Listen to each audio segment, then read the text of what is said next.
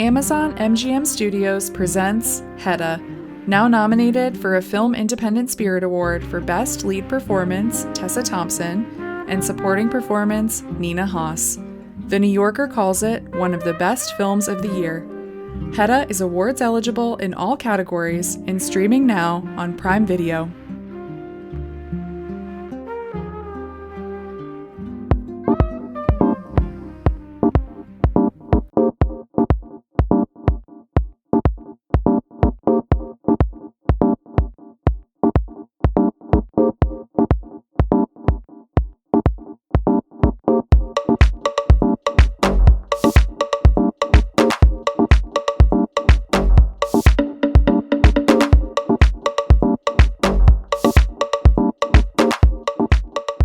Hello, everyone, and welcome to episode 325 of the AwardsWatch podcast. I'm your host today, Sophia Ciminello.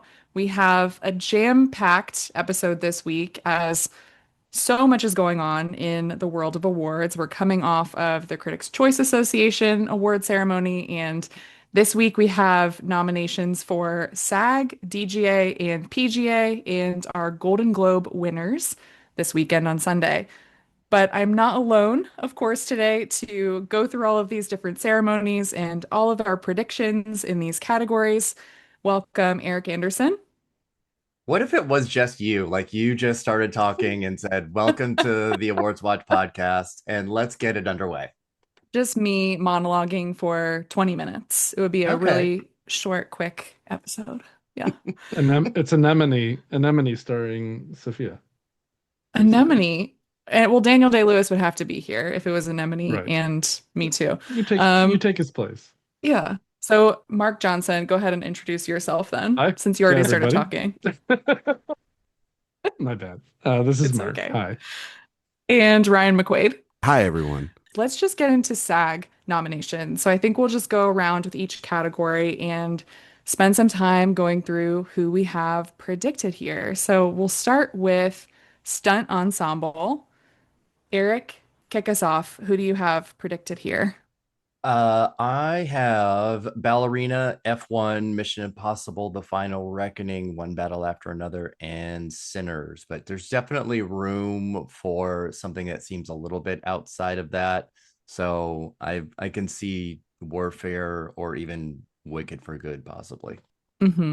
Yeah, I'm curious about Ballerina just because the John Wick films haven't been nominated here many times before, but I think that's a solid starting point. Mark, did you have any differences there? I do not. I have the same. Okay, I also have the same, which is Oh a boy. problem, but I'm contemplating putting in Wicked for Good. I do have to say. Yeah. Yeah. Ryan, what about you? Oh, okay. Um, I um, I have Sinners. I have One Battle After Another. I have Ballerina. I have Superman, Hmm. and I have F1. Those are the films that I have in this category. I do think though that Wicked for Good is like a good potential spoiler. I think like Superman, just in like that feels like also one too. I think the Guardians films have gotten in there before, if I'm not mistaken. Maybe one of them have. So Hmm. just keep an eye out on that one. You know. Yeah, I think that makes sense. I feel like you could see a number of things really happening here. This award is also given out really early before the ceremony even starts. Usually, it's one of those that we just see announced outside of it. So we will see what wins there. I think we'll get to our winner predictions eventually. But yeah, Ryan. I want to throw out like a great wild card if it well also weapons should be considered here too. Those kids running through the glass and everything. That would be a really inspired nomination. But also if we were really picking things that should get in here, Train Dreams. Those logs didn't cut themselves. You know, Watch it just be Well, Smashing Machine. oh my probably God. right. Well, I It think we'll be able to talk about the Smashing Machine Oh, today as a my God. possibility showing up. Like, I Oh, don't think it's dead necessarily. God, I hope not. hmm God, I Yeah. hope We'll not. hope it's knocked out. Let's get into our acting categories here. We'll go right into supporting actor. I think there has been a consensus top six, let's say, really all season, but SAG can always throw us a curveball, really. They can really surprise us with some outside picks and some snubs. So, Mark, who do you have predicted right now? Yeah, this is the toughest category I think this year so far. And Alordi at Critics' Choice made it even more challenging to kind of figure out the order of things. Like you mentioned, I think there might even be seven if you count Delroy Lindo as in the race. So it's I think we can expect chaos here, both at SAG and eventually Oscar. But for now, I'm going with I think the pretty consensus five. I have Del Toro, Skarsgård, Elordi, Penn, and Mescal. Okay. Ryan, do you have any differences? I know I actually do. So, curious I how we all I differ have here. I have one difference. Okay. And so uh this is a cut live on the air and he's looking right at me, so he's gonna get mad. But I have both the one battle after another, gentlemen. I know Um where this is going. Yeah, so do I. I have um I have Mr. Alordi. And then I have Adam Sandler in for SAG. And then the last spot I've been debating back and forth between Stellan Skarsgård and between Paul Mescal for Hamnet. And I think I'm inclined to pick Mr. Mescal to be the one that actually is the one that gets pushed out. Because Stellan Skarsgård also has Andor. He has this celebrated film, which I also think is could get into and break through into the ensemble category. And so I think Paul's going to potentially miss. But I think on Oscar day he will get in, and Adam Sandler will not get in. If Hmm. if that five is the five at SAG, it's done. And it really should be. And I really do think it is, but SAG's the only place where I see this tomfoolery happening, plus the Netflix of it all. So Yeah, the Netflix of it all is a huge part of it. I think at SAG, they tend to do really well with nominations. And you bringing up Skarsgård, we'll talk about how the guilds in general tend to steer clear sometimes, or really, I think, skew towards American films and away from international films. Sometimes there are exceptions. I think that Skarsgård certainly could be one. We've had winners here before. I think of Yoon Jung. She won at SAG for Minari, and that film also made it into ensemble. Stephen Yeun made it in. So it's possible, but definitely one of those things to keep an eye on. Eric, how do you feel about Paul Mescal being out of Ryan's list Oh, or, I'll potentially get the nom's list? I'll get to that in a second. Yeah. Because now that we're into the acting categories Hmm. and you bring up international performances, they do definitely struggle here unless they are essentially kind of already known to be just the dominating winner throughout the season, and then it's kind of hard to ignore. So I mean, we're really talking about sentimental value and the secret agent in these categories as the ones that would get in, mostly sentimental value. And right now, because it's tomorrow morning that these are coming out, I do have Skarsgård in, but as I wrote in the thing, my piece today, I sort of tried to split the difference for sentimental value because I feel like it could get everyone in and ensemble, or maybe just one or two. I think it's going to be a Hmm. struggle. And then also, depending on how much you subscribe to the alphabet theory of SAG nominations, that might be a factor. We literally get years where there's never a nominee after like L or M. mm, Hmm. So I think in this category specifically, we do have some very locked locks. Del Toro is a lock, Penn is a lock, Elordi is a lock. The next two is where we have Skarsgård, Mescal, Lindo, and Sandler. And on the Netflix thing, they are really good here. But the thing that I keep coming back to is they were best when the nominations came out the first week of December, because that means voting was in November. Netflix has always been very good at getting their films in front of voters. And that's when we would see sometimes late releases, Christmas Day releases, absolutely just blanked here and then show up later because they're just not seen yet. That's not the case anymore because everything's been seen during this voting period. So I'm sticking with Del Toro, Elordi, Mescal, Penn, and Skarsgård, while knowing there is a lot of fluidity here. Yeah.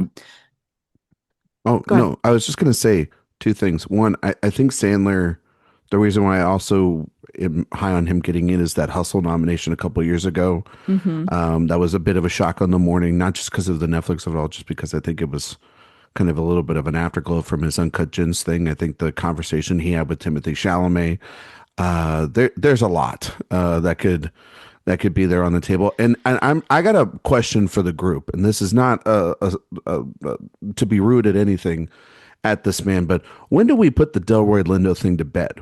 Does he have to do we have to After tomorrow morning. do we have to do like the Carey Mulligan train leaving the station promising a woman thing with him? Oh no, Because if he misses tomorrow morning, people will still I know they're going going to still do it, and but then it's just going to overperform on Oscar nomination morning. But it's not, and we know that. And I just don't think that that's happening. I mean, a place like Critics' Choice felt like the absolute place that man probably would have got in.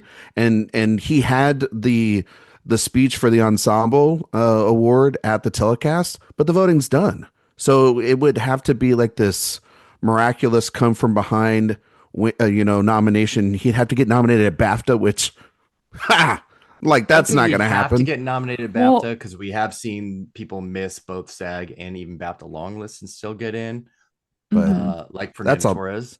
Yeah, right. But but she won a Globe, Yeah, she did. Exactly. I wonder though, I think people predicting him here, it's because of the idea that Sinners could really be popular with this guild. I think if it's going to be popular anywhere, it really will be here. That's where not we're going at to the see. place where it was nominated 17 times already. Oh yeah, it would be there, but I don't think he had really caught on. I don't have him predicted. I haven't shared my predictions yet, but I do have him right outside of the list. If he shows up, I think it is just a sign of overwhelming support for the film. He's been doing SAG-AFTRA Foundation conversations that are really just about him. So it's possible. I don't have him in though right now. I have Penn and Del Toro, Jacob Elordi, Adam Sandler, and Stellan Skarsgård. I think this is the type of international performance that does get in. I also have Paul Mescal missing. He would be my number 6 though, right outside. Just because I think Jay Kelly is. I mean, we're gonna see if that movie dies tomorrow too, really. Yep. And Sandler, I think right now, Clooney has not been showing up. He's been doing a few things here and there. He had a W magazine shoot, but he's not really campaigning. It's really all about Sandler now. So we'll really see, I think, tomorrow how that goes. I've seen a few people tossing around the idea that Penn could miss. No, actors love this performance. It is so actor friendly, not missing at all. But that's what I have. I think it'll be a combination. I don't see anyone really wild coming from outside happening here in this category, but maybe some of the others, maybe the next one, supporting actress. Ryan, I'll let you kick this one off. Who do you have predicted here in supporting actress? Well, this is where it gets kind of tough because to Eric's point, like I think that sentimental value, I do think it'll do okay. I think it's going to miss something, and I think that that's where I think this category is where it's going to miss. So I'm predicting a little bit of some fun here. So let's do this. All right. So I have Amy Madigan, fresh off her CCA win. I have Tiana Taylor.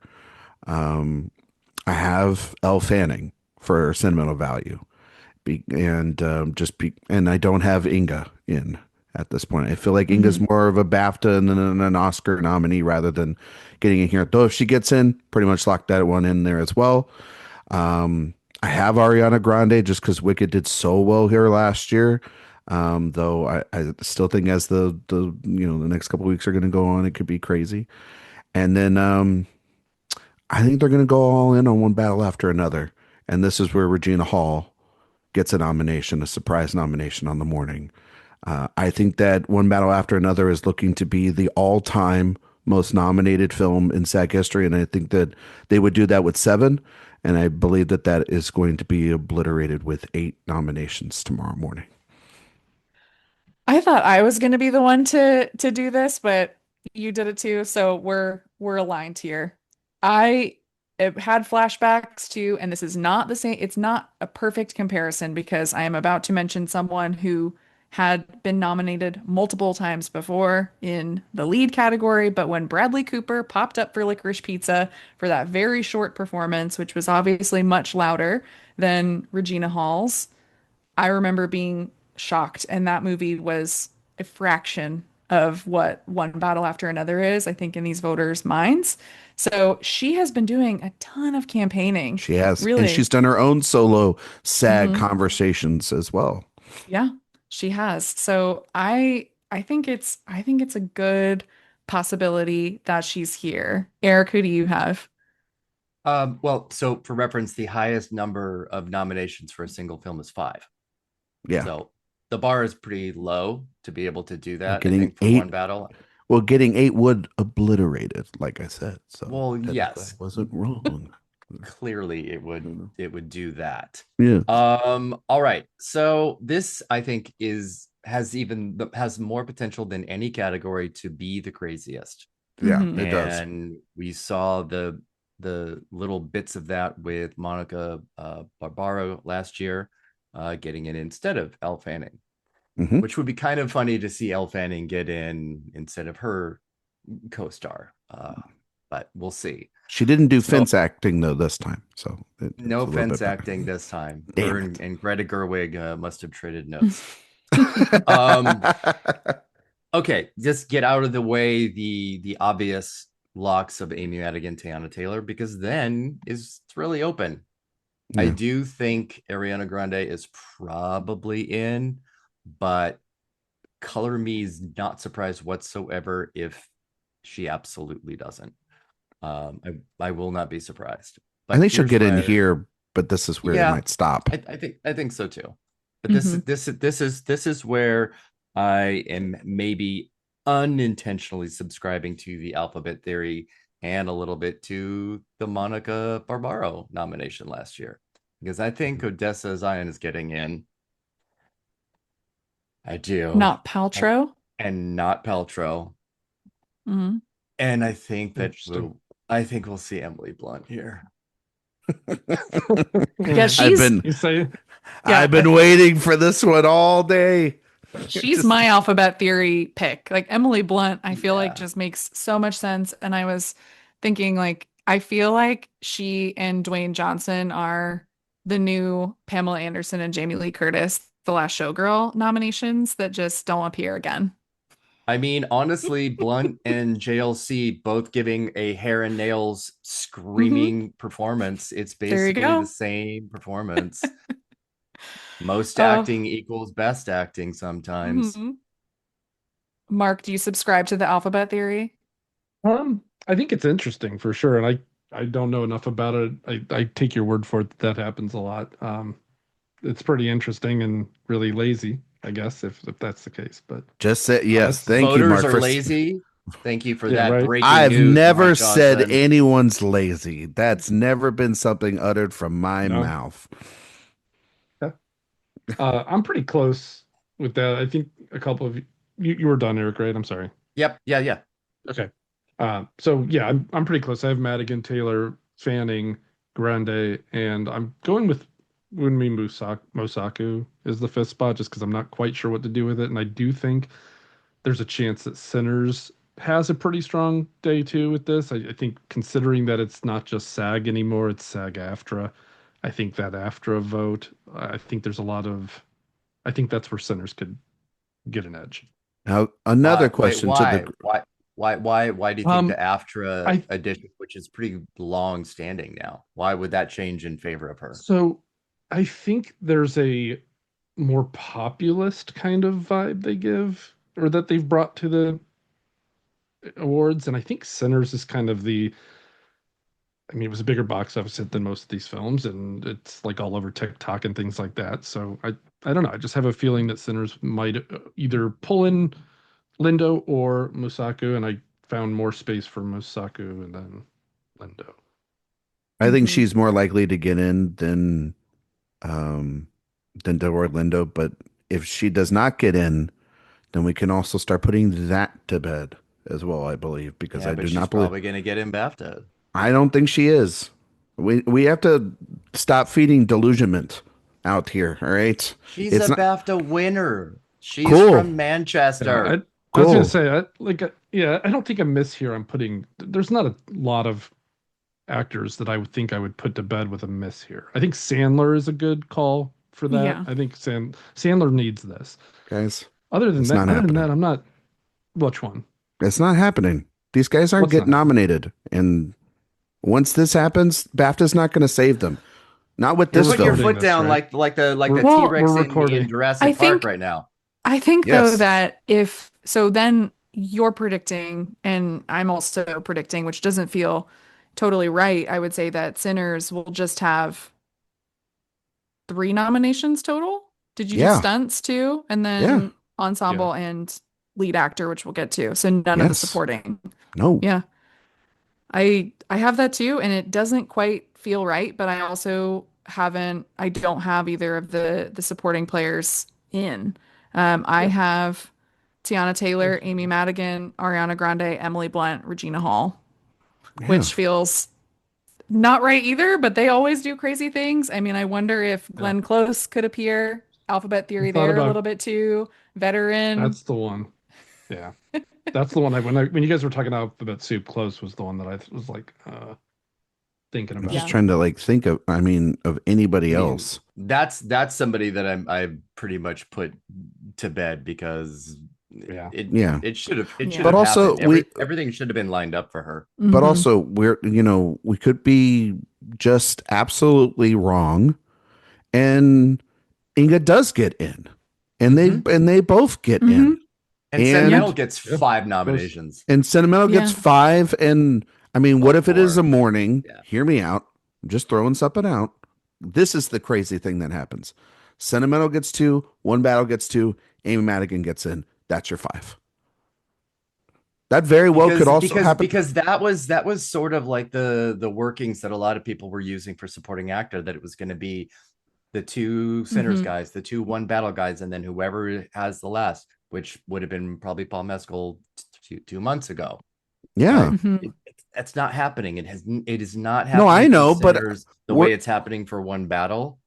no, I Yeah. know. I'm just saying we're throwing out crazy things like Emily Blunt. We're throwing Oh, I out don't this think stuff. Emily Blunt is a I know it's crazy not crazy, prediction, but though. I'm just saying, and we're throwing out, all these theories. You Mhm. could throw out that one. That's pretty crazy, given everything that the record would be broken, will be tied on one with 5 from sentimental value, and then would be 8 with One Battle After Another, and also, we've seen films that we thought were going to do well before here underperform in the past as well. So, there's plenty of examples of that over the past couple of Mhm. years. I mean, like, didn't like The Brutalist underperform here last year? Or Just something? Adrian Very Brody. much. Yeah. Just Adrian Brody. So like, and Mhm. that movie is not nearly the success as Sinners. So just saying, guys, you gotta, Or, having all that out. No, yeah. Sinners is the Barbie and Masako Yeah, is America Ferrera.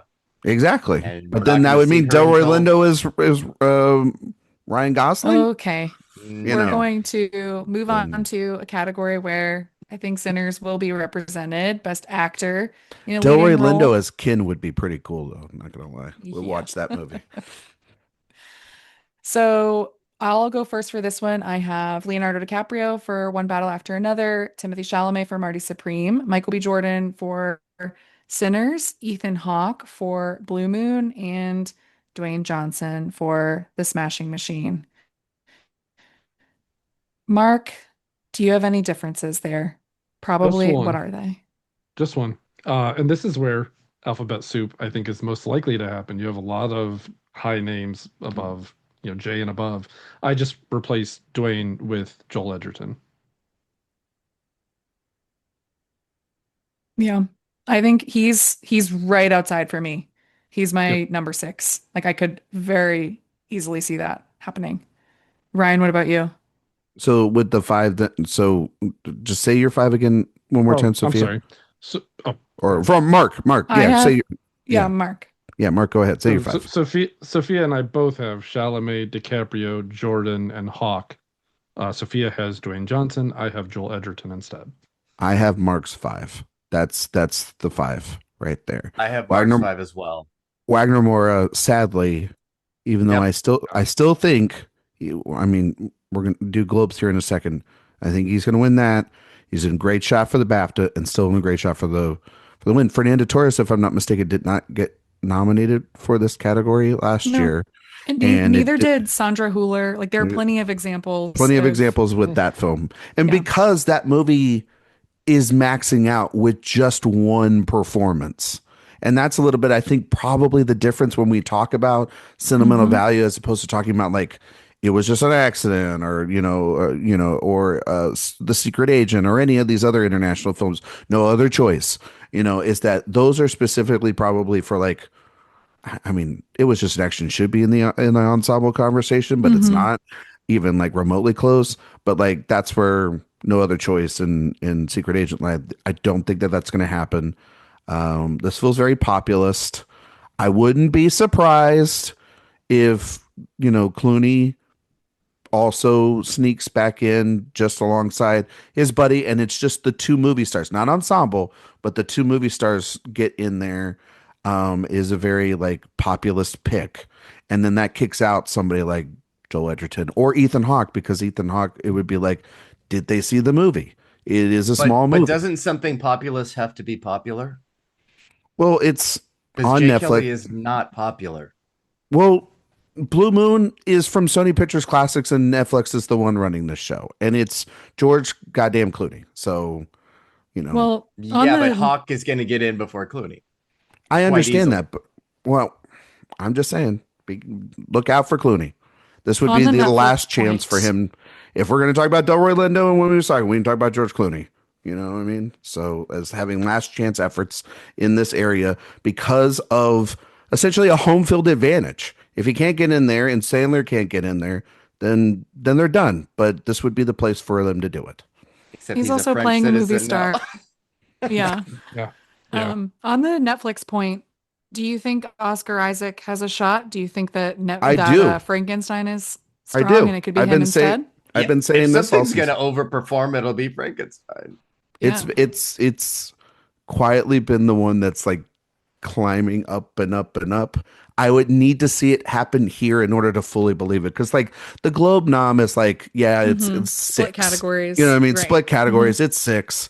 But that movie is walking in with 3 wins on the night already. So Yeah. and Jacob Yep. Elordi is in a very evolving Hmm. tapestry that is supporting actor. He has the first win on the major telecast board. Not that it will matter on Globe voting, but it would matter here, Hmm. with when the voting happens if he gets nominated. So, Yeah. yeah, and Frankenstein's done extremely well. It is so Hmm. popular. The streaming numbers are crazy for it. Yep. They got Its that movie, letterbox numbers improved instead of went down, which Yeah. always happens for Netflix movies. and I think to Mark's point, Frankenstein is like a movie where the influencer factor can play into it because it's not just actors, it's people that are TikTokers and online, and it's a very popular film, not just amongst critics, but amongst who we consider normies, even though they have a vote. You know, Hmm. Yeah. The only other person really that was on my long list is Jesse Plemons for Begonia, just because guilds love Begonia and we've seen it pop up a few times, but he does not benefit from the alphabet theory, and nor does Jeremy Allen White, which months ago I would have said that was a definite SAG yeah, contender, but I do not think we'll see it. no, Mm-mm. he's got that globe nom. Yep. That's it. That's it. Okay, on to our favorite category, actress in a leading role. I think we have one definite lock here. And then I would actually play around with a few possibilities. Who wants to kick this one off? Let's go with Erik. Go ahead. Uh, this is also a category of chaos. Hmm. For many reasons. One, to keep adding to the one battle total as a likelihood. Also, will Renata get in? Is she going to get in when we've seen great examples of non-English language performances missing? And then there is the Kate Hudson of it all, because talk about a movie that people love. Hmm. Holy cow. SAG voters love this movie. They love it. So We forgot to mention Hugh Jackman then in that case. now there's no need to mention Hugh Jackman in any mix. So, I mean, thank goodness too, because if we were having to deal with both of them in this season, I would be stressed. Hmm. I obviously have Jessie Buckley, and I know I have seen some people think that this is a place where Rose Byrne would miss just by being underseen. I don't think that's going to happen. I think she's pretty firmly in. And then I do have Kate Hudson. I have Chase Infinity. And I do have Renata Reinsva. But Okay. with complete absolute reservations and unassured. Yeah. I am one of the people who thinks Rose Byrne can miss. And I'm thinking back to Kristen Stewart in Spencer. I'm thinking back to someone who had a great festival run, a number of regional critics prizes, was considered a shoe-in, especially in that case because she was playing a real person. But the movie was a bit divisive, and SAG is like we've said, a populist group. And if you're the lone representative for your movie, it can be challenging. I do still have her in though, just because, but it feels shakier than I anticipated, I think, just with this group. I have Jessie Buckley, Emma Stone for Begonia. I have her here. Chase Infinity, Kate Hudson, and Rose Byrne. That is my five. Ryan, who do Right. you have? Okay. So I have Jessie Buckley, future Oscar winner, after that incredible speech at Critics' Choice. She's going to keep doing it throughout the season. We all said that at Telluride that she was going to win.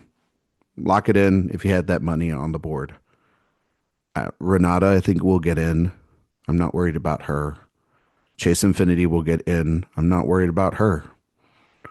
It's these last two spots. That's when you start playing the old guessing game. Now, I've said the minute we got out of Song Sung Blue that this stupid thing, if it gets in, is a dangerous thing, especially Kate Hudson, because that's the type of transformation of a character, and she goes through every cliche in the book. And when we were She in has an L, addiction. She falls in love. She she gets she sings. gets If almost she had she two gets hit legs, she'd hard. kick you. Accents. Yeah. Exactly. And so I think this will be the leg movie representation of the category, because I do not think Rose Byrne is going to get in. I think that movie has, as I love this movie. You guys know this, one of my favorite movies of the year. But so many people I've talked to have just said it's challenging. Gee, I wonder why. The people Just saying say that. men.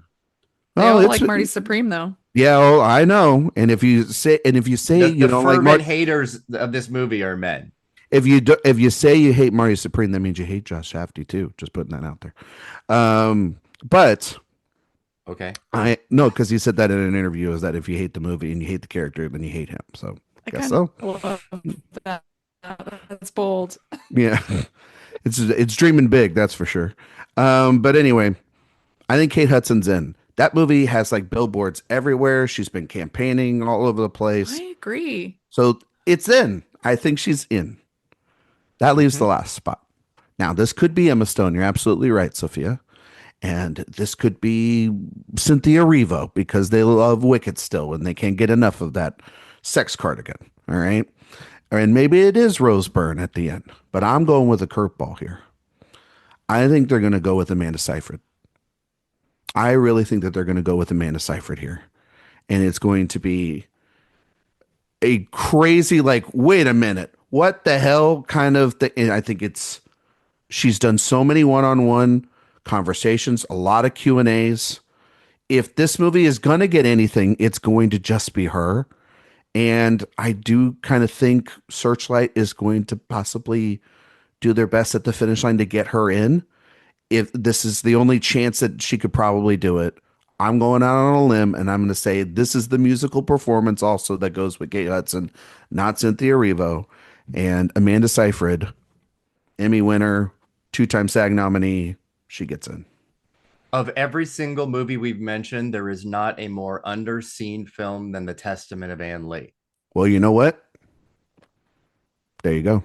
Maybe we're all wrong.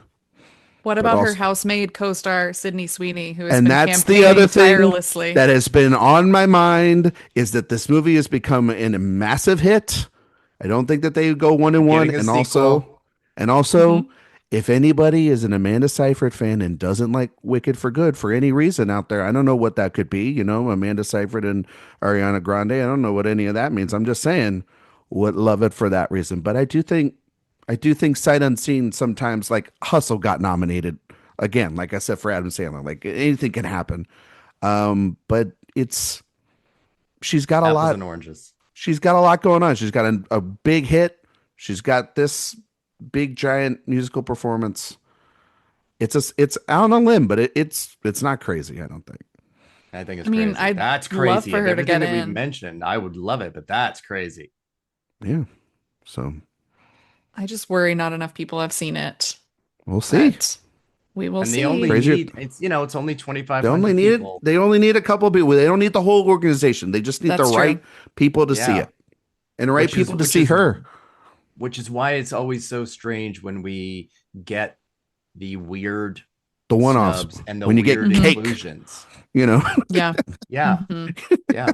You get the Sarah like Silverman how movie. many of those 2,500 are, in LA? Because most of them are.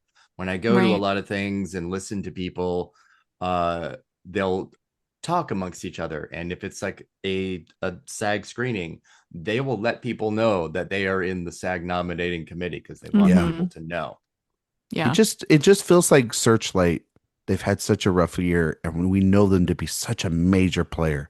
It just feels like, even though they've missed on long lists and they've missed at other places, it just feels like they can't miss everything, right? There's just in the math equation. So that's why there's a little bit of like, I know that they are going to. They missed every single short list. Exactly.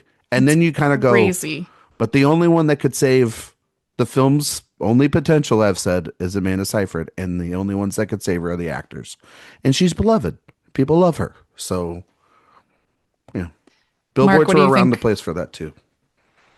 So you guys have made me kind of second guess something. So am I allowed to change a prediction before you can change whatever you want, totally. Mark. Okay. I was about to change one just now, so go ahead. Okay. You guys sold me on Kate Hudson. I think that is tricky, and I was kind of I looked at my predictions and I had 3 actors nominated for sentimental value, but not for ensemble, and that seems weird. So I think I'm going to pull out Renata. Yeah, it's possible. Renata? Oh. I might have called her Renata. You should know that after our CCA table. You sat at a table with her all night. Table. Right? Oh my god. Well, hey, I made her famous on Twitter, so we're good. We're even there. And oh my god, else. the infamous photo. It's like everywhere, and it's insane. And you're not even in it, which makes it great. Which is probably why. Right? Yeah. Yeah, I should have watermarked it. All right, so my 5, I'm going to go with Buckley, Byrne, Stone, Hudson, and I'm sticking with Cynthia Erivo. I do think that while Wicked has struggled with critics groups and whatnot, it is rushing it with the guilds, and I think it will continue to here. Yeah. So we all have something different. We all have something different for once. Yeah. Good. That's good. Mix it up. I am wondering if Arivo does make it in. I think she might be the person who kicks Rose Byrne out for me in the end, which would really Mm, be something. God, I hope not. yeah. Um, I hope not, That would but be a really clear example of populist visibility versus underseen and not giving a shit about critics. yeah. Oof. Oh, well, our last category, we have ensemble, which is our big one. That's really, I think, kind of their best picture prize. Ryan, who do you have here? Who are your Oh. five? Uh, one battle after another. Sinners, Sentimental Value, Hamnet, and then this last spot, I've just been going back and forth all day on it, and I thought about like, what if I just threw the cool pick in there and they did weapons, but they're not that cool. What if they went, big ensemble? What if they did go to J. Kelly? What if they went to this film? What if they went to that film? What if they did Marty Supreme because that's such a weird fucking cast? But I went Frankenstein. I just think that hasn't missed, and it's probably the number three in Best Picture right now, because it's got wins walking in on the night.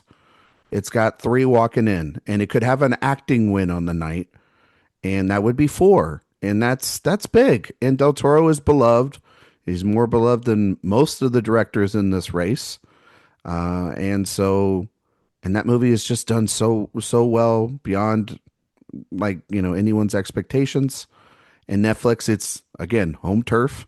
So yeah, that would be my fifth. And I do think the Sentimental Value crew will get in because that movie is beloved and people love it. And it's been from Cannes all the way here.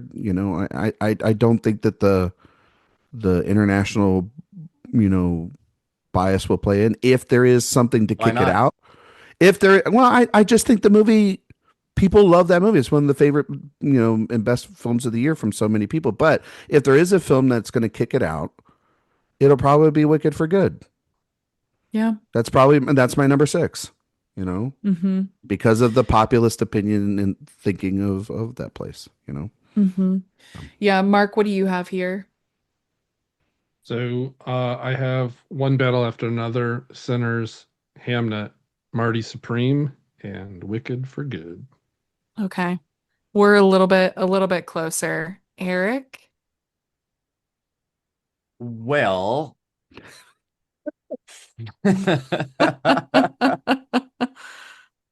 I have Hamnet.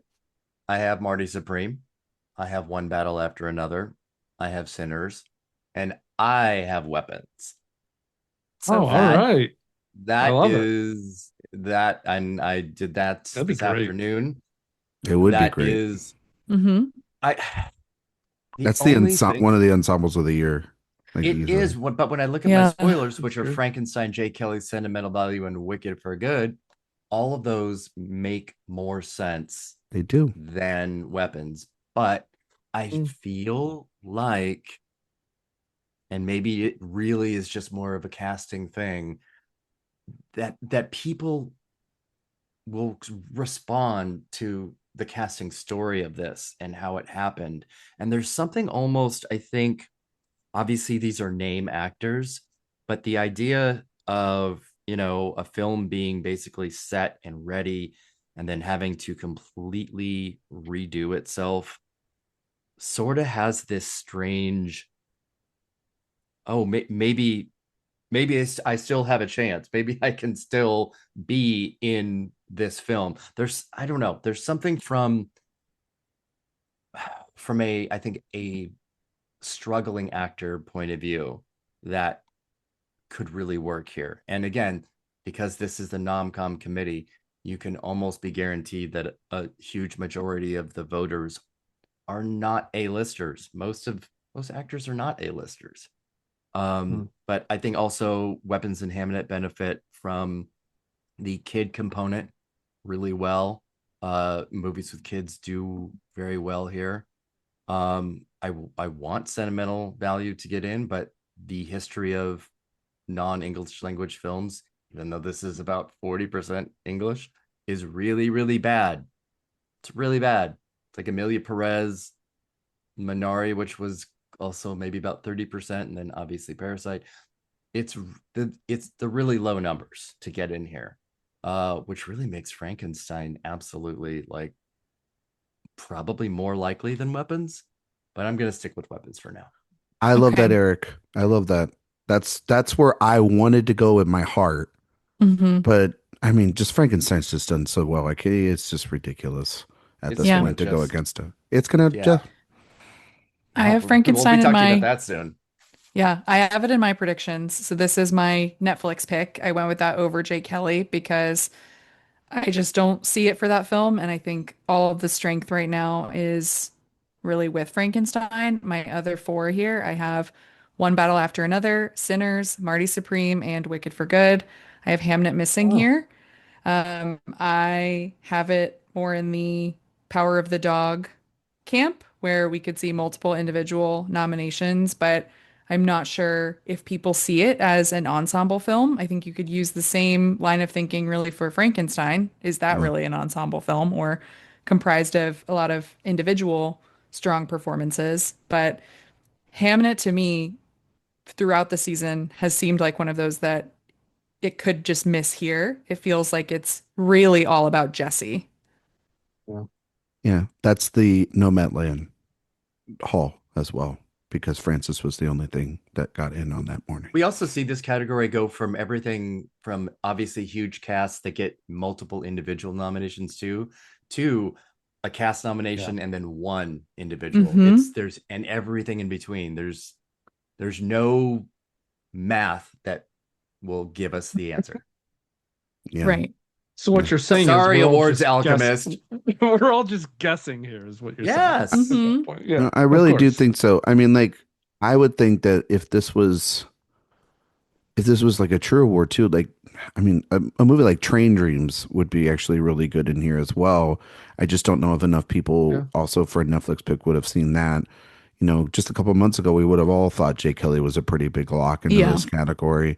And Absolutely. Frankenstein has just battled through and through and through and through in order to get to this point. I'm all, that's why also too, Sophia, like for Marty Supreme, I do think it's not a complete unknown. It's not as Right. it's that movie is a biopic, and you can attach yourself to those real characters. That's why I think, Eric, you have Odessa in. I was hesitant of putting her in. I do think that it is really just a train moving specifically for Timothy Chalamet all the way through, and I can see Mhm. that with Hamnet. I just think that I have Paul missing, but that crew has been like a unit. And for the win, they sure all know that this is all on Jesse's shoulders. But They for literally said Chloe said that yeah, on Sunday to me. but they've been lockstep together as like an ensemble as much as they can while Paul's been shooting the Beatles movie. And little Jacoby counts there, into the kid thing that Does he count? Does he have a card? No, Do we know? he will not count. He doesn't count? Noah will count, never but Jacoby mind. will not be in the list. Well, if that's the if the movie case, is nominated. That hurts. if that's the case, I rescind my Hamnet pick and I will be picking Marty Supreme. Then it will be One Battle After Another, Sinners, If Frankenstein. Hamnet gets in, it's justice for Jacoby. Yeah. Yes, Marty Supreme. And what was the last one I had? Shoot, I can't remember. Sentimental? Sentimental Value. Those are my five. Hamnet will be on the outs looking in. I thought that kid carries you over the top, and not Yeah. having him, it's ridiculous. Stupid rules. It's just like how for One Battle After Another, none of the Christmas adventurers are included. I'm telling you though, that to me, I know everybody knows how much I love this movie and Sophia loves this movie, but god damn it, like the amount of ensemble that makes an impact in that movie, from the actors to the non-actors. They need to do is what insane. Woody Allen used to do, which is just giant blocks, and then everybody gets in. Yeah, like Luca Guadagnino, Mhm. same person. Oh my God. With Yeah. that, let's move Wow. on to our next He did it, isn't it, after ceremony, the our hunt? next guild. He did. Yeah, he loves Windsor Narrow as a font too. So our Directors Guild of America, or DGA nominations, those will come out on the 8th, so also very soon. We're going to do things a little bit differently here. Does everyone have the following 5 directors here? Paul Thomas Anderson for One Battle After Another, Ryan Coogler for Sinners, Guillermo del Toro for Frankenstein, Josh Safdie for Marty Supreme, and Chloe Zhao for Hamnet. Does Yes. anyone have anything different? And if so, what change did you make? Okay, Mark. Yeah. So I don't have Paul Thomas Anderson. I think this is where he misses. You're doing this because I'm I'm just kidding. hosting this. Yeah. I'm I totally wanted to- kidding. No, Mhm. but I do have Josh Safdie missing. I think I have yet to buy into him being as strong a contender as maybe the film and Timothy is. So I know traditionally the DGA has really shit the bed with international directors. You can look at the last 4 or 5 years. You can see, Glazer and Triet both missed. Payne and Gerwig, I think, were the ones that were nominated here, but then replaced at Oscar. And you can go back the last few years, there's a bunch of this. But I do think the narrative with Panahi is super strong. And I wouldn't be surprised if he's somehow replaces and kind of gets past that hurdle of the international director. So I'm going out on a limb and taking Panahi over Safdie. Okay. Ryan, do you have the 5 I listed or something else? God damn it, Mark, making an actual I good know. point. Don't go with me. That's No, you're I mean, that 5 is the easy 5. I just feel it's too easy, and that's what I mean, doesn't make me feel good. the problem is with this No, is what is the other what is the other American English language film that could get in here? Like, who's the other director that could do it? Right? Who's not an international pick? Who's So not someone out who's of not left part field. of like the Neon Quartet? That's what makes this So- 5 like so easy to me. Yeah, I mean, the only one Yeah. you could say, it's. I mean, I guess Yorgos Lanthimos. It's not John M. Correct. Chu. It's not I thought like about some. Lanthimos. It's not an outside pick like Kaczynski, because he couldn't even get for Top Gun Maverick, or did he get in for Maverick? He got in for Yeah, Top he Gun got- he Maverick. did. That's probably Yeah, he was- somebody to look out He was for. he was replaced by Ruben Östlund Yes. for Triangle of Sadness Mhm. at Oscar. Which is a terrible replacement. But anyway, Yeah. it Pretty bad. was that movie sucks. Maverick, It's a great movie. I love it. way better. Of course you you would. like that. Well, there it is, Totally- folks. totally see But I actually, if someone's vulnerable here, I Safdie's a good idea. Chloe Zhao is also somebody as well. The 3 that feel safe, the safest, is Del Toro's, Coogler, and of course Paul Thomas Anderson. I'm sticking with this 5. I think Mark is not 100% wrong here. I think because Panahi has done an incredible job of campaigning and being at all the fall festivals and speaking and sitting down with like Scorsese and showing up everywhere in spite of travel bans and He's this showing president. up to court. That's where he's showing up. And so, well, he was at Critics' Choice until he For a found minute. out until he found out Couldn't his even win Critics' Choice. That was something. well, So narrative I mean, only can go so far. well, I wouldn't expect like Critics' Choice to have the highest Yeah. of taste when it came to this film. Yeah. So like let's not go crazy there. But he also just like left after he found out that his award was put on like a teleprompter outside. So Right. like good for him. He got to the bar and got out of there. But yeah, I think it's this 5, and it Yeah. that's it. I will be That's what I have too. absolutely shocked if it's not this 5. Like, But really, Eric, again, like who really could it be if it's not That's an why international I- director? That's what I mean. That's why it's such an easy 5. Well, okay, what if Yeah. it's I'd go what if, Trier instead I was gonna of just Panahi. say Trier what is if my I thought about secret Trier. spoiler.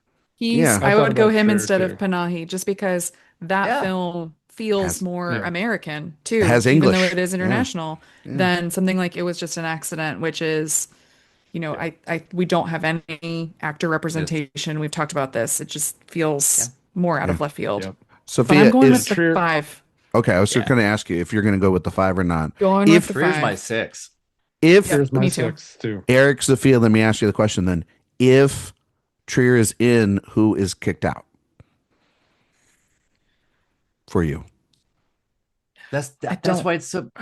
Yeah, that's why Say it's it. such an easy It's- 5. No, but like Yeah. just the For hypothetical. me, if I had to, I think I would kick out Chloe Zhao. I wouldn't do that, but I think they might. I don't think she's they more will. They vulnerable at the will. Oscars than she is here. Oh yeah, I think so too. I think she's very vulnerable at the Oscars. Yeah. But we'll save that for another time. Okay, so let's go to our PGA nominations. So Producers Guild, these come on the 9th. Like we said, busy week. We're going to do this one a little bit differently too. Does everyone have the following 5 movies in their PGA list? One Battle After Another, Sinners, Hamnet, Frankenstein, Marty Supreme. Yes. Got them all? Yes. Great. Yep. Podcasting, audio format. Then let's talk about our international contenders and maybe what we see happening here and how many can make it in. We've had some international contenders make it. Anatomy of a Fall and The Zone of Interest both made it in that year to PGA, which was wild. I remember people predicting those potential misses, but they both made it in. Anything is possible. I think here, possibilities include Sentimental Value, It Was Just an Accident, The Secret Agent. Do you guys have, how many of these do you guys have on your list? Eric, you have one. Ryan has one. Mark has one. Which one? Sentimental Value? Sentimental value. Yes. Yes. Okay, Yes. that's what I have too. Just the one. Now we'll go to the 2, I think, movies that have had, who knows really, with the performances of these 2 with critics.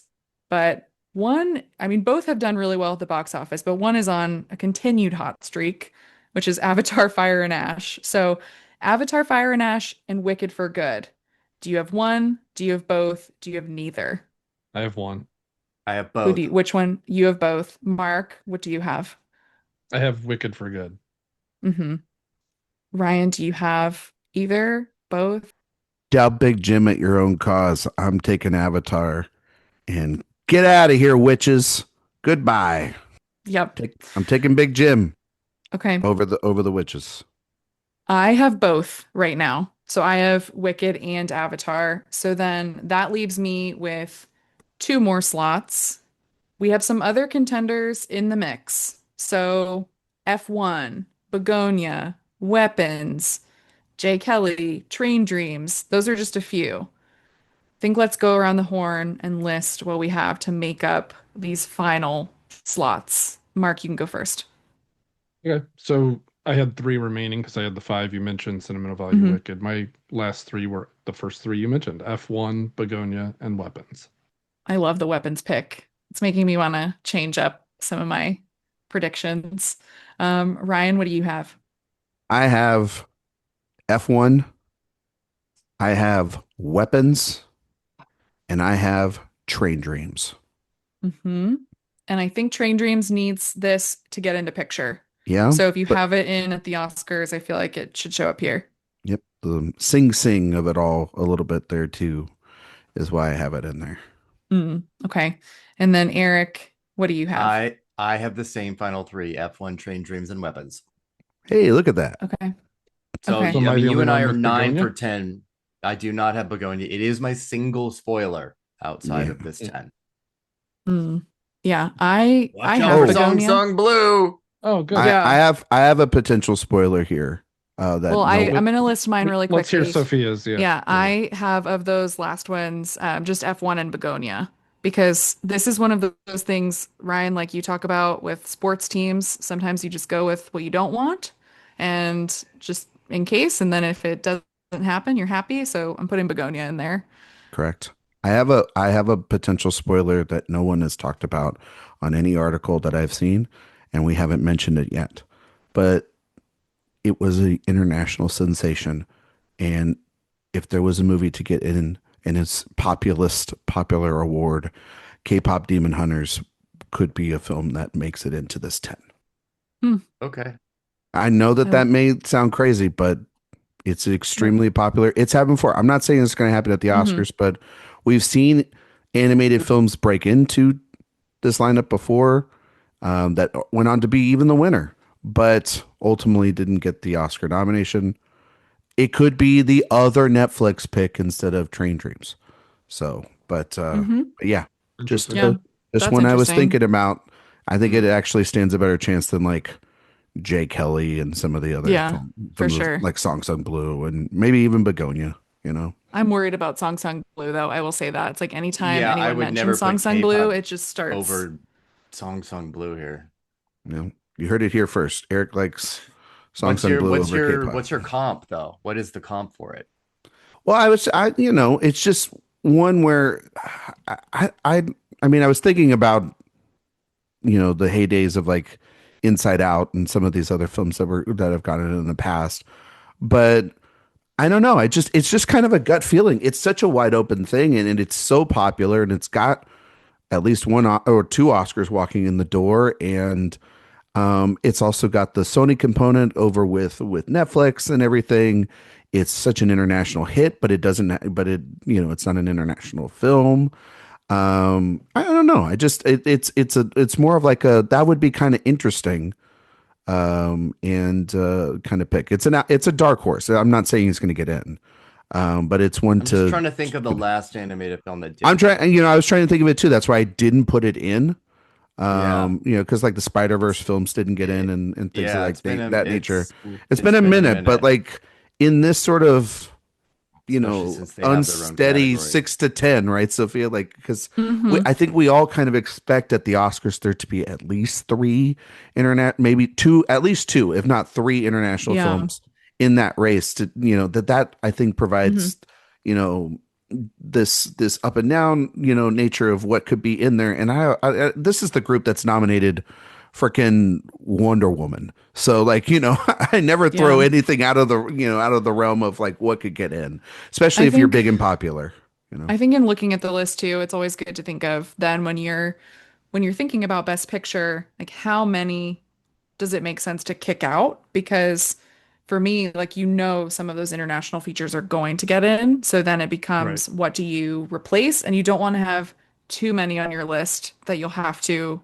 replace in the end, which is a big part of how I'm making my list too, because I'm also predicting Begonia to get a Best Picture nomination, which Well, at that's this why moment in time, That's yeah. we didn't have to do that in 2023 because they had him here. yeah, Because it was Right. perfect. It went 10 Yep. for That- 10.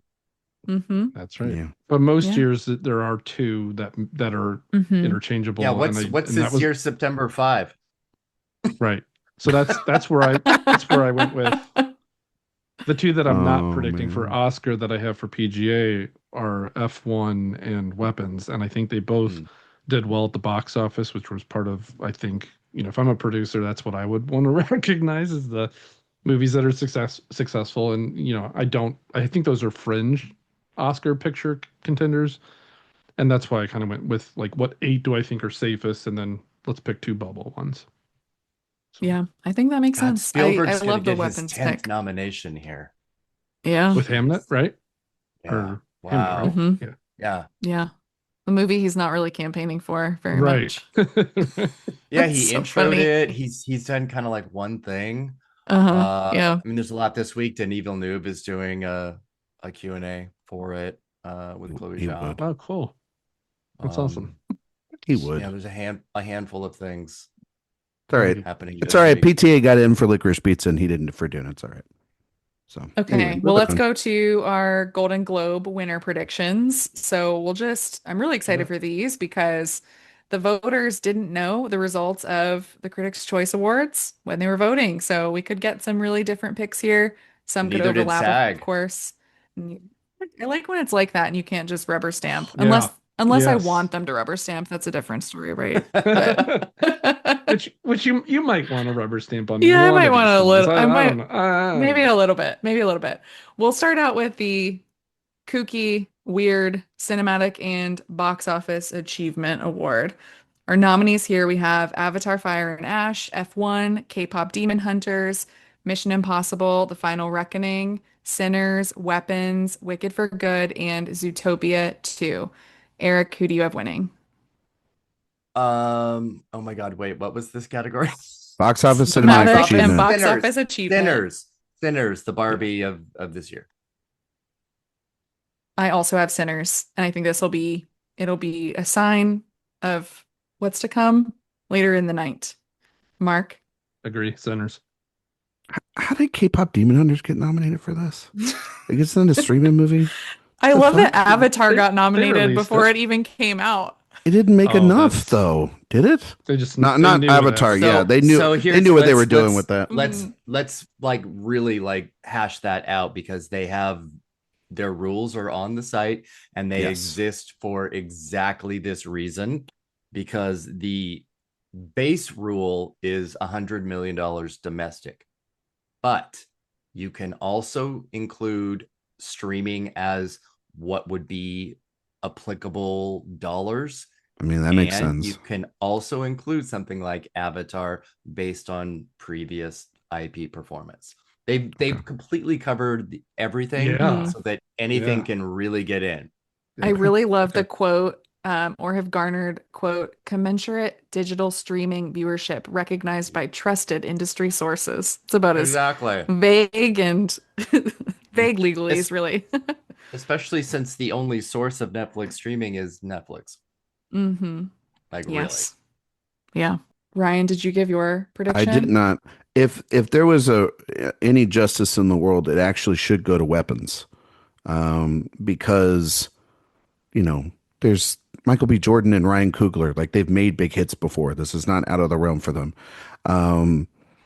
Yeah, name the big giant movie star that's in fucking Weapons, Mark. You know what I mean? But that's literally what we're recognizing here. Is No, we're cinematic recognizing a big box office presence. achievement, which is that's Okay. what I think that the weapons Okay, box office achievement is bigger. Just like I also think, I Yeah. honestly think the fourth Conjuring movie should have been nominated here because who would have fucking thought that'd make $500 million in a year? That's crazy. Did it really? It did. Wow. It's nuts. Yes, but Nuts. the category That's is called insane. cinematic and box Cinematic. office. Exactly. I understand. Which it's not a good movie. It's not a good movie. I get it. But like, holy shit. If we're talking about like box office things, so it's like Yeah. we were all at a film festival and this movie was like dominating. It was. It'll be Sinners. Wow.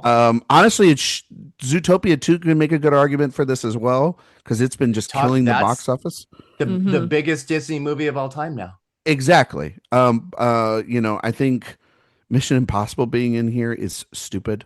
But that's somebody that of us that actually weirdly likes the film. But anyway, yeah, it's gonna be Sinners here. Also going back to the K-pop, like maybe a dark horse contender thing. Last animated film nominated at the PGA was Toy Story 3. So don't think that that's gonna happen, but still 15 fun years. little discussion nonetheless. It's They not have their gonna own happen. category, so I feel like they just do that there. Yeah, it really shouldn't be like that though, but Yeah. it is, but it is. Yeah. Sorry, Sophia. No, that's okay. We're just going to move on to Best Original Song, where we can talk about K-pop Demon Hunters again. So our nominees here, we have Dream is One from Avatar Fire and Ash, The Girl in the Bubble from Wicked for Good, Golden from K-pop Demon Hunters, I Lied to You from Sinners, No Place Like Home from Wicked for Good, and Train Dreams from Train Dreams. Ryan, who do you have here? This it was so funny at CCA seeing the people kind of just, and I was sitting like, I would say across the room from Eric, like, straight on the line. I could see Eric's face. And when Girl in the Bubble played the clip on there, I saw his eyes roll in the back of his head like he was Nosferatu. I swear to God, it was the funniest thing. I was staring right at the screen and his head was like right adjacent to where it could be. Funniest thing ever. Never change, girl. This is golden. Not even close. Eric, what do you have?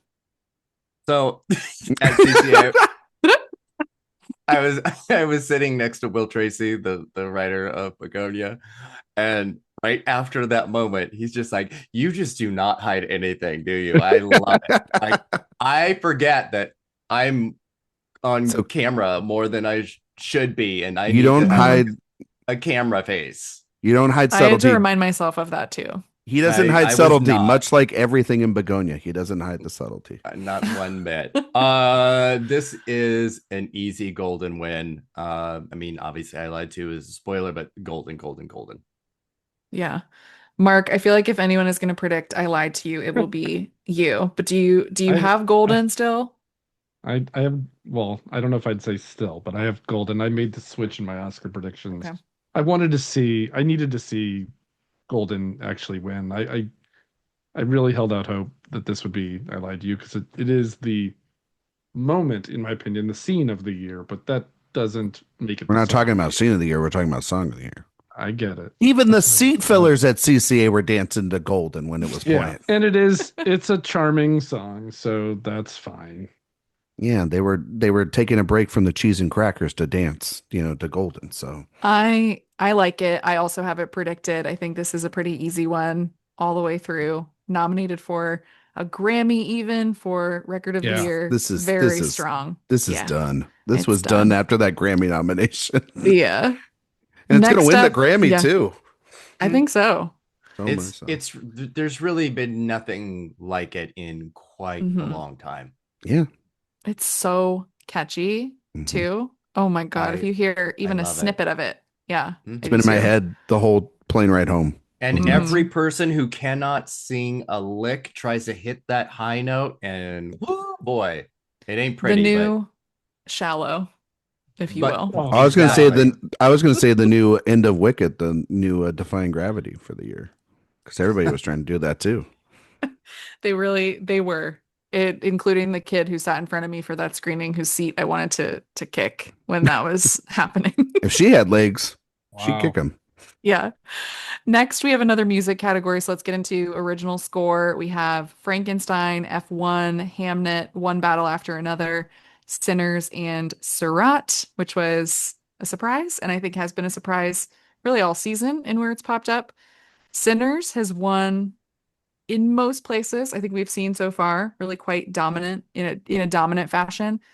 Do you guys have anything different than Sinners here? I still have Sinners winning, but I also wouldn't be surprised if they maybe mixed it up here and went with something different. Ryan, you're I nodding. definitely, yeah. I'm taking Surratt. I love it. I'm picking Surratt. Anytime this stupid movie has shown up places, it has overperformed. It has stood out than it usually should. I'm taking Surratt in an upset. This doesn't mean the Oscar, because Right. Challengers won this last year, and that didn't Exactly. mean squat. This is a challengers type pick. Exactly. And this group has Medium. gone a little bit different. And if anybody's to upset, it should be, Johnny Greenwood, it should be Max Richter. But I think Surratt is the type of upset here that could happen. And I'm predicting it to happen just for Okay. fun. That's fun. Yeah. It's always fun to predict an upset. Well, not always, but sometimes. Eric, do you have an upset happening here too, or do you have Sinners? I don't have an upset. Obviously, Surratt is the upset if something were to happen. I do know that this group Loves that movie. loves this movie. We also Mhm. have to remember that even though they are a televised show and they are a part of the industry, it's a critics group. This is a Mhm. journalist group still at Yeah. the end of They've the really day. changed, in terms of what And they've. they are 400 members now who are actually international and not LA based. So the majority are now not in LA. And the love for Surratt is very, very real in that group. So I wouldn't be shocked if it happened. And honestly, anything to keep Ludwig Göransson from winning something, I'm cool with. Yeah, he would not be my pick for the Oscar, so I would like a mix up here somewhere. Like I would love a little variety in this category. This is where it would be. Yeah, I would go with, I would love if One Battle After Another happened here or even Hamnet, but I think you're right. I think if there's a spoiler, it's Surratt. Mark, I imagine you're going with Sinners too. Yeah, Sinners. Okay. Yeah. We'll see what happens.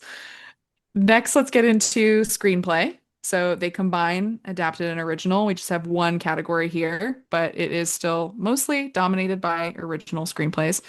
We have Hamnet, It Was Just an Accident, Marty Supreme, One Battle After Another, Sentimental Value, and Sinners. Eric, who do you have here? Um, so I mean, my official predictions are going up tomorrow morning, but I have had this as the likely winner for a long time, and it's Sentimental Value. I also have Sentimental Value.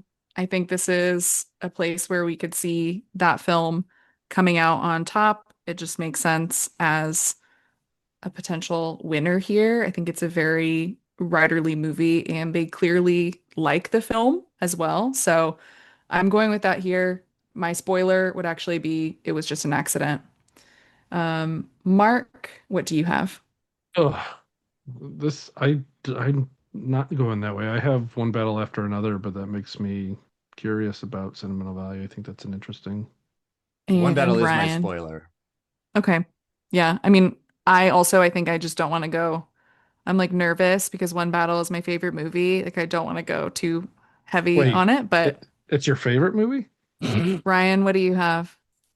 I have sentimental value. I feel like this is a place to honestly, if One Battle After Another doesn't need to win this category, that Mhm. Oscar's pretty locked up, I think, in my opinion. I think that we have an interesting race going on in original screenplay as of right now. Sinners Mhm. won the not televised or not, they won in a PowerPoint presentation for Ryan Coogler. And I think Joachim Trier, though, in a very popular film internationally, will go up there and escalate him. That team's going to go up there and give that speech. And it'll be, I think, a little like Anatomy of a Fall. And it starts its momentum towards winning that original screenplay. So. Mm. So wait, all three of you have sentimental? Yeah, I have sentimental value, and Yeah. but my Wow. my runner up Okay. is One Battle After Another because it is dominated in the adapted screenplay prizes by critics, and they could just say fuck it and give him three and call it a night, which is never a bad thing to do. Yeah. So It's So a Ryan, it's a good thing. since you brought it up, is is the reason or Hmm. a reason why a lot of us are picking Sentimental Value the the blueprint of Anatomy of a Fall? I think a Because it little bit of feels that. like that's it's the case. Not just Yeah. Yeah. us, it's just what I've seen and when I talk to other people predicting that has been Oh. sort of like a linchpin in that Yeah, I mean choice. it could Mhm. go either way. It could go the Anatomy of a Fall route where it's like this cements the sort of original screenplay frontrunner, or it does what it did last year. It's like, well, this movie is definitely winning adapted screenplay, conclave, take it all the way home, rides itself all the way to a win, and that's what happens for One Battle After Another. Um, yeah, I think that's sort of the thing. I just think that Sophia's point about it being a very writer's forward film kind of lends itself to be in the right place for it to walk away on the night with something. And I think that this is actually its maybe its strongest place. We'll talk about that in a little bit Mhm. as a potential other place that it could win. So I'm gonna just it's really close, and I'm not. Sophia knows the same way. I don't always pick my favorite things when it comes to these categories, but I do think really that is genuinely what they're going to vote for. And so, yeah, and it's Mhm. not it won't, I don't want to see any headlines. Oh, one battle is vulnerable because it lost it. This is a dumb category. We should have two screenplay awards. Adapted screenplay, we do that, in original, we do that everywhere else. It's dumb to put them all together. They're two Mhm. different tasks. But yeah, Yeah. So, getting into Best Director, we have Guillermo del Toro for Frankenstein, Chloe Zhao for Hamnet, Jafar Panahi for It Was Just an Accident, Paul Thomas Anderson for One Battle After Another, Joachim Trier for Sentimental Value, and Ryan Coogler for Sinners. Do we all have Paul Thomas Anderson? Do we feel like this is a place where One Battle is going to pick up its one of its wins on the night? correct. Yes. Yeah. Yeah. Yes. Yeah, I think so too. I think it makes sense given this group's clear love for the movie, and I think his big moment really started at CCA with that standing ovation, and I think we're just going to really continue that throughout the rest of the season. Knock on wood, of course. Um, Golden Globe winner Paul Thomas Anderson. That's all you Yeah, gotta he say. hasn't, yeah. It's got a nice ring to it. It's Mhm. fine. That's a Yeah. He hasn't won one before. we get a dream bigger than that. Yeah. Well, I know, but it's I'm a dreaming to part of the a Dolby. it's part of a big dream. You know, you gotta I am dream big. I'm like Song Sung Blue. I'm dreaming huge. Yeah. So yeah. Um, let's get into one. I think that's a little bit of fun here. Best performance by a male actor in a supporting role. Eric, do you want to take over the reading here? Do you want to read through our nominees? Oh my gosh. I have no, because I don't have the I'll Okay, do I'll it. do don't them. have it Or in front of Ryan, you me. go ahead and do it. We have I only have my Benicio del Toro predictions, for One sorry. Battle After Another, Jacob Okay. Elordi for Frankenstein, Paul Mescal for Hamnet, Sean Penn for One Battle After Another, um, Adam Sandler for Jay Kelly, and Stellan Skarsgård for Sentimental Value. Okay. And do you want me to? Yeah, go ahead. Who do you It's who a do you few have small winning? beers and it's a few couple wins because I think this is where Benicio del Toro gets on the win track. I think Jacob Elordi. See that this is what a lot of people are going to get mixed up here in the next couple of days. Is they're going to see that Jacob Elordi won that award and they're going to want to pick it. Now, they could be right. They could be right about that just because those CCA brunches and handshakes and all of those screenings and getting to take a chance with them where we're also with Globe voters. Same thing stuff happened there. But if you've looked at the critics wins and if you looked and seen all this as well, the Benicio del Toro has won so many prizes here. He is beloved. I do think that this is the performance that will win, and the voting for CCA and Globes won't like the telecast for the CCA won't affect the Globes voting. So you'd have to say like, are there enough crossover in there? I don't know the numbers. I'm going with Del Toro here. I don't believe in the what some people online are already starting with the vote splitting. We all know that that's dumb. People are trying to say that the other night. Um, I think Del Toro opens up this race and it's in we go beyond just an Lordy sweep. I don't think that that's going to happen. Yeah, I'm with you. And I also, I don't prescribe to vote splitting just because I think when you look at a category, I mean, anytime you vote for anyone, you're splitting votes, right? Well, TV it happens You're, all the time. yeah, but You also know, if you look at a list, you're not just saying, oh, who am I going to vote for these two people from the same movie? You're considering really everyone alongside each other and you're picking Mhm. your favorite performance, Correct. whether it's from the same movie or a different one. And historically, there are plenty of cases where two people are nominated from the same movie in the same category and one emerges victorious, and it's because that's the favorite performance by Yeah. voters. So I'm also going with Del Toro here. I think I would pick Skarsgård as the spoiler, just with this group, but I feel that I think there's a reason that this performance started to win with critics groups and in conversations we've had about the movie, people really like this character and this performance. And I feel like this is a group that I think will also just recognize their love for the character and the performer. He's also had a great year, so it's a good way to recognize him too. Mark, who do you have? I went with Stellan Skarsgård. I think this is, I'm going to say his best shot at winning one, but maybe Hmm. BAFTA. But I think he's got a good shot here, so I went I that think he way. does too. He is my spoiler. Yeah. Eric, do you also have Del Toro or I Skarsgård? I have Skarsgård. I think not that it's a easy win, but Yeah. I think he is winning here with this group. I mean, it's largely based on the voters that I've talked to who not like Skarsgård as a character, but are less enthusiastic about Del Toro as a character. Hmm. Because there's been too much. I'm not agreeing with it, but too much of why is he winning everything? He doesn't do anything, which is my least favorite kind of complaint Hmm. about a small role, because small roles can be really I fantastic. mean, Stellan's in the As wrong category. He should be a lead. they So exactly, very much so, very Same much with so. Paul. Yeah. So I mean, Del Toro is easily my spoiler here, but I think they're gonna go with Skarsgård. In a way, also is Jacob Elordi. He's absolutely co-lead. Co-lead. Yeah. yeah, I Literally think ends so with too. his face. Mm-hmm. He's the titular role. You know, no, I'm just kidding. He's Oh my not. gosh. No. The trick of Frankenstein. Right. So next we have best performance by a female actor in a supporting role. Mark, do you want to read these? Sure.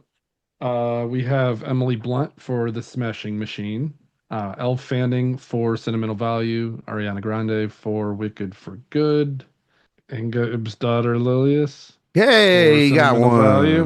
Good job. I tried to trick Amy you. Madigan. Just kidding. Okay. I'm like, fuck. I sat with these people. Amy Madigan for Weapons and Tiana Taylor for One Battle After Another. So Amy Madigan just won CCA. Do you still have her predicted here, or did you go with somebody else? Yes, I still have Madigan. I think I'm going to have Madigan sweeping, though I don't know about BAFTA, but I think she's going to do pretty well. Yeah, it's such a weird one. It's like I think it could go either way. I think she has to sweep to win the Oscar. But here I still feel like she has a good shot. Eric, do you have her? I imagine you do. Yeah. Yep, I think she's a sweeper. Okay. That screenplay gets in, then it's just like Rosemary's Baby. Yeah. Yeah. I have it fifth in screenplay. Okay. Ryan, do you have Madigan too, or do you have somebody else? Oh, I've been thinking about this one all Mhm. day Yeah. because I saw the CCA one. We all kind of saw that one coming a mile away. Oh, yeah. That's such a right place for her to win. For sure. Old Globe voting would say go with Emily Blunt. You know, Mauritanian just a couple of years ago. You know what Oh I my mean? God, the You Mauritanian. know?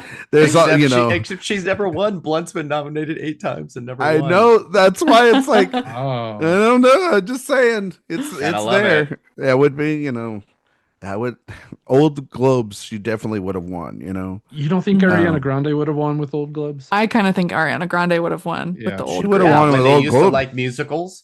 yeah, when they Mhm. used to like musicals. And Actually big think stars. I'm once again, I think that if Ariana Grande was going to win something, these Critics' Choice Awards, you know, with all the Oh yeah. you know, I just see that she would have won some of these more popularity contests, and she didn't. And so I don't think she's this. I really think this is down to three. I think it's Tiana, Inga, and Amy Madigan. Um, Convention says just keep going with Amy Madigan. I don't know if that's the case. I'm gonna go with Inga.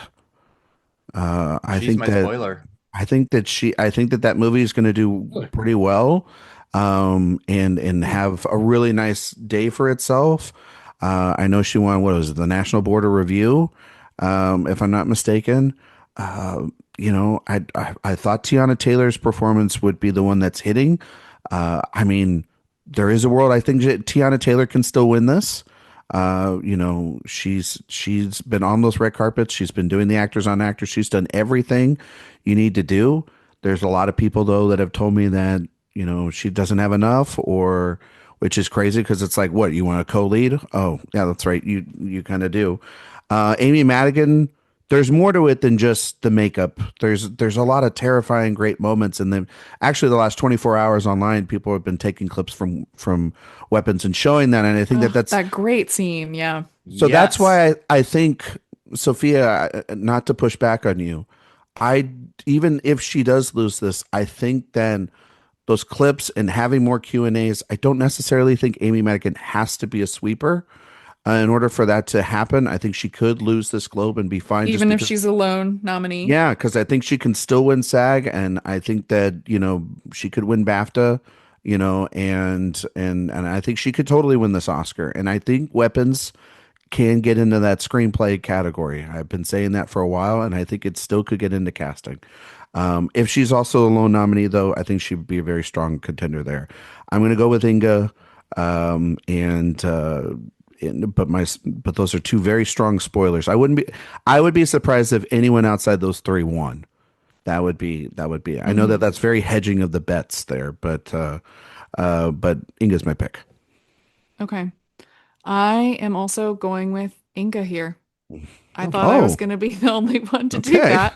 All right. Um, which feels like, Congrats, Tiana Taylor. No, I'm just yeah, kidding. no, it's possible. It's very possible. I think I do feel like it will be one of the three, but I wanted to do one kind of outside shot sentimental value pick. And I think Stellan is an obvious one. I think that makes a lot of sense. But here, just with the makeup of this category, a ton of people have been praising this performance really as the standout from the movie and really fixating around it, including Paul Thomas Anderson, who is no, not a Globes voter, but I think she is the discovery of the movie. And this could be a place to reward, another place to reward that film to outside of screenplay or even just a different win for it, even if it doesn't get it there. So I don't know. I still think though Amy Madigan or Tiana Taylor could happen.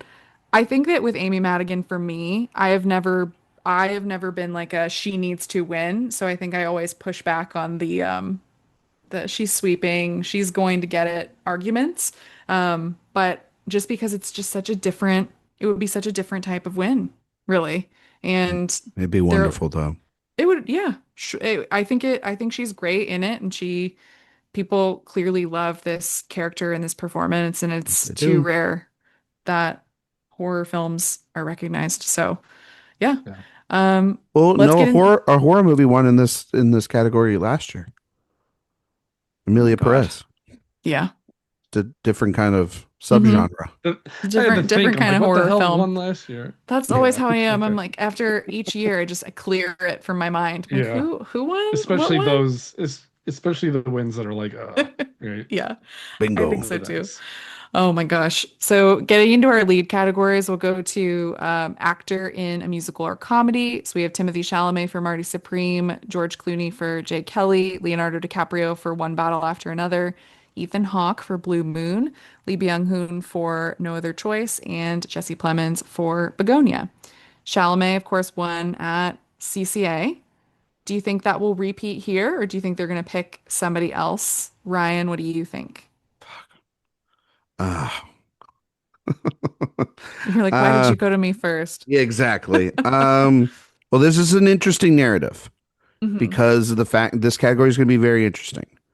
Because if Timothy Chalamet wins, then it feels then like the sweep is on, and he will be anointed an Oscar. It feels like from everybody at that point. Um, if Leonardo DiCaprio wins, it shows a massive sign of strength for One Battle After Another, and he could be very well on his way to winning his second Oscar. And then, if you believe the conspiracy theorists and the people that have been writing, opinion pieces for the last 2 months, because they feel like this race was already not just between these two people and Wagner Moura. If Ethan Hawke wins this award, then you're going to have all those people out and about, and then George Clooney and and Lee and Jesse, those guys, they're just happy to be in this category. I have never thought that Ethan Hawke is going to win this award. I've talked to Ethan Hawke. I thought he was fantastic in that movie. I think Linklater and him are really making some great magic with that thing, but I just don't think against the movie star, the new movie star and the old movie star. I think it's between those two. And I'm going to stick with Leonardo DiCaprio for One Battle After Another. I think that he's going to win this Oscar still. It's going to take someone to sweep, but I don't think that there's a sweeper in the season. I think that Leo is very strong. He's won many goals before. He hasn't won Globes from this specific group. This movie is extremely popular. I think Chalamet, could have won it last year, could have won it, could win it this year, very much so. He's my spoiler in the category. I just think that One Battle After Another was stronger, and I'm going to stick with Leonardo DiCaprio. Okay, good pick. I'm still torn. So, Mark, you go next. I'm sticking with Chalamet until proven otherwise. I think he put in with last year's performance and campaign. I guess, what did he win? SAG, I think. Yep. Yeah, Yeah. just SAG. Yeah. So his speech at SAG, I think the promotional stuff he's done, I don't know. It's hard to see how it works, but it feels like it's also working. So I'm gonna stick with Chalamet. Eric, do you have Chalamet? I do, but this is a frustrating category because the Mm-hmm. top two contenders are against each other really right now, but their their histories with the Globes are so different. Leo is a 15-time nominee, like one of the most nominated people ever at the Mhm. Globes, a three-time winner. Um, it it's there are so many things that make perfect sense for him as winner here. It's clearly one battle is going to win as well. And he won for Once Upon a Time in Hollywood, if I'm not He mistaken. did not. No, He he lost. didn't. Who did he? Nope. Oh, that's right. The He did. last time he won was for The Revenant. Oh, that's right. And then, yeah, And he won for Wolf of Wall Street. Wall He won Street, for Aviator. Gator. But I Right. mean, Yeah. this Yeah, he has did. been all the way back from Gilbert Grape. So he is such a loved commodity with the Globes, both as a nominee and as a winner. But something just doesn't, it's not clicking with me. I want it. I would love for him to win. He should win. But it isn't even CCA, but there does feel like a Chalamet coronation is happening. It feels like it's on its way. And it will be wild if he's able to win back-to-back SAG. That will be the wild part. really crazy to happen as a 30-year-old.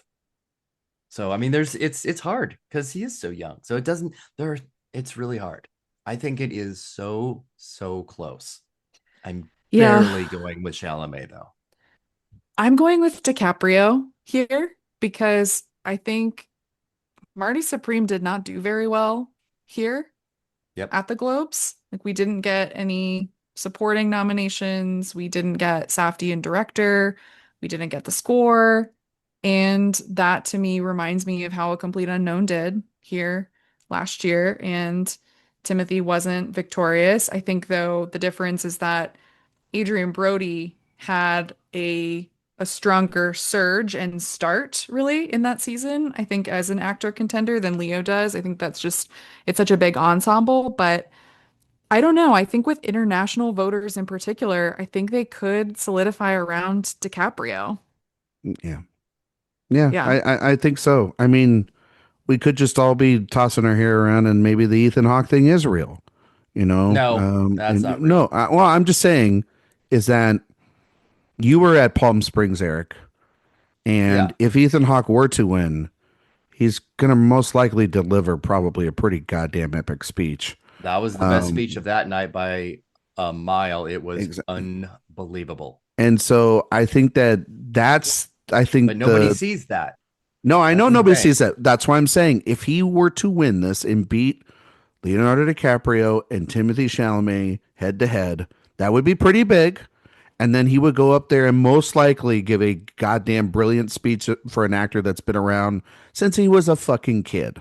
And so I that's why he's the potential spoiler here. I just don't see it happening because but also that surprise nomination in picture for Blue Moon and Nouvelle Vague, Yeah. both Linklater films getting in there, showing that there is sign of support for those films is something to keep an eye on. But Absolutely. I do think it comes down to these two. I have Leo, like it's a 51-49 advantage for Leo because it really is like, to your point, Eric, it does feel like Chalamet is building a resume up to its time. He has the Dune movies.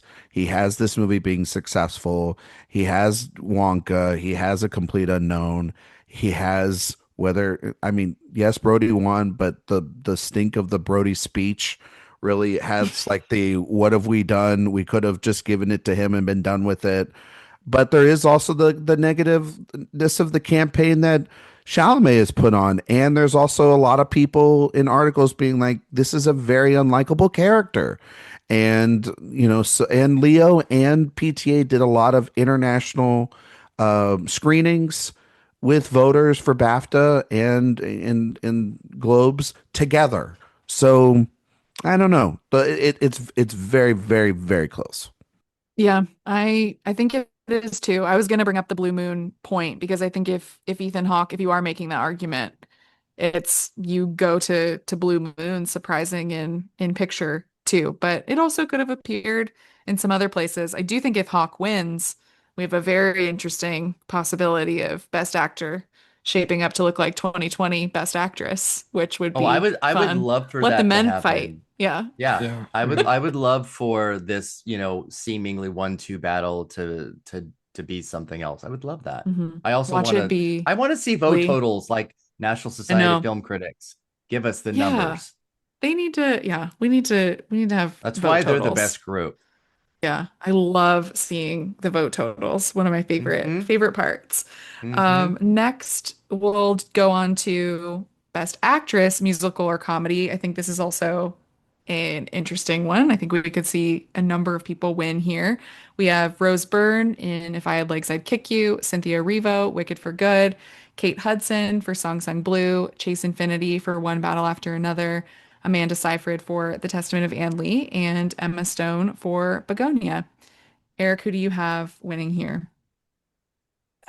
This is a weirdly competitive Mm-hmm. category. Um, and I think there might be this idea of like, oh wow, maybe this is actually where Kate Hudson would win. But I have to think about who these voters are, Mm-hmm. and I don't think that's where they're going to go. Um, I think this is exactly the group that will go for Rose Byrne here, and that is my prediction. I think Emma Mm-hmm. Stone is a spoiler, but this is a group of journalists, and 300 of the 400 are out of here, out of the Mm-hmm. US, out of LA, and not as they can't be bought with starry in-person meet and greets. Mm-hmm. Uh and it's a loved performance. Yeah, I think so too. Mark, do you also have Rose Byrne or do you have someone else? I thought about Emma Stone and Chase Infinity for like a half second, but I have Rose Byrne. Yeah. I also have Rose Byrne. I think it just makes sense with this group, especially. It just feels right. Ryan, do you have someone different or are we 4 for 4? Feel the burn, baby. I think Rose Byrne's going to win this.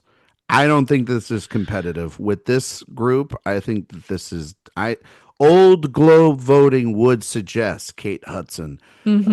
even Mm-hmm. a Chase Infinity. Cynthia Erivo couldn't win this last year over Carlos Sofia Gascon. She's not winning it this year. Emma Stone's won this in a film that they clearly don't love as much as they usually do. And Amanda Seyfried again is like just there now. Amanda Seyfried could be that We should be maybe a doing little. should wins. Yeah, I mean, like Yeah, she really. could be the one that's the spoiler because critics have seen this movie, so that could be she could be a little sneaky there. But this is Rose Byrne. This is Mm-hmm. Rose Byrne. Like Yeah. she's gonna win this thing, and she's won all those critics prizes. I feel like they're gonna come, and award her with this Globe. And yeah, it's Mm-hmm. this one's not as hard as I think those other ones have been. Yeah, because Yeah. unlike actor, this is a great opportunity to give wins to the top two lead actress performances of 2025 in terms of like actual critics wins, Yes, yes. I mean, Mm-hmm. like this because they this are is the split this here. this award here solidifies third place. Also, that's not being mean, but like I think Renata and Jesse are pretty out there, in terms of locks. And then like yeah, like if Chase Infinity won, that would be like Mm-hmm. okay, well Which they could do in a they like could Rachel just Zegler type of like newcomer I mean, Maria Yeah, but that Bakalova. was an actual musical and a Yeah. full-time lead. Yeah. No, I know. I'm predicting Was- Rose too. I'm yeah. just I mean, Carla keeping was it technically interesting. a newcomer last year. I mean, Yes, she was in a I'm just musical. saying In a And musical. supporting, Yeah, Yeah. exactly. So but Yeah. in a I just- musical. in a musical. Yeah. I mean, Yeah. like Seyfried, in a musical here. I don't She think they're going should. to go. And Arriva's not going to be there. Mhm. So she ain't She's winning. not. She's on the West End. She's playing Nosferatu right now. The next one I think is actually pretty straightforward too. Best actor in a drama. So we have Michael B. Jordan for Sinners, Joel Edgerton for Train Dreams, Oscar Isaac for Frankenstein, Dwayne Johnson for The Smashing Machine, Wagner Moura for The Secret Agent, and Jeremy Allen White for Springsteen Deliver Me from Nowhere. I have Moura here. This feels deceptively easy. I'm just picking him. I think The Secret Agent is really strong and he gives a great performance. This is exactly the type of win they would go for. I think look to last year with Fernanda Torres going opposite all of those movie stars, and she came out on top. Do you guys have anyone different, or are you in agreement with me here? Torres is Ah, exactly this is this is the second leg performance that's going to win Golden Globe that night. Oh my God. Yes. I think Wagner Moura is going to win. If there is someone to upset in this category, I think it's actually Joel Edgerton in Train Dreams. Yeah, I went with Mora just because of what you said about Torres. I think it's a very similar, even Brazilian kind of Yeah. choice, and I think the upset, if I had to pick one, would be Michael B. Jordan, but I don't really. I think he's a distant second. He feels He more is competitive to me nicely at SAG Yep. Yeah, than here. yeah, Yeah. yeah. I do. I mean, I worry when we do kind of make like Hmm. comparisons that we are like sort of locked into as really almost an apples to apples comparison, just like the Anatomy of a Fall and Sentimental Value. We're Mhm. all going directly to that Fernanda Torres surprise win as Last year, though. dump for this. And so it just makes me a little nervous. What doesn't make me nervous is that of the new members, 30 of them are Brazilian. Mhm. They have an enormous amount of power here. I mean, Yeah. yeah. There are no other, I mean, I'm looking at the other film options too. We don't have anyone, I think, who really is strong competition with this voting body. If Skarsgård was a lead, yes, but he's not. So I think we have to go. It's just smart to go with him. It's also just not smart to go against the Brazilians because, for God's Never. sakes, Critics' Choice found out that by giving the damn award So on did the carpet. Bolsonaro. So They gave the award to him on the carpet and then they cut to commercial. It's not even that they just gave it to him on the carpet. Then they were like, cool, enjoy your award anyway. We'll be back from E live on the black carpet here at Critics' Choice. And then it they was got like, to do Best wow. Picture. Yeah. And it was such a backhanded compliment, it felt Yeah.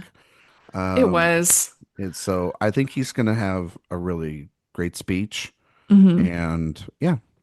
Yeah. I think also the other way of it, Eric, it's like, well, yeah, and then we overthink it to the point where then we start twisting our brains into a pretzel trying to figure out who it would be. And it's like, no, it's just go with the easy answer, Yeah. So just a few more categories here. I think this next one might also have an easy answer. We have a clear potential winner here, but also a good spoiler. Best actress in a drama. We have Jessie Buckley for Hamnet, Jennifer Lawrence for Die My Love, Renata Reinsve for Sentimental Value, Julia Roberts for After the Hunt, Tessa Thompson for Hedda, and Ava Victor for Sorry Baby. I have Jessie Buckley sweeping the season, winning here, but I do have Renata as a spoiler. That's Ryan, the only Eric, option. Yeah. I think That's that's it. one too. Yeah. It's my pick is Julia Roberts in a landslide. For her line delivery of "They go away." Go away. They go away.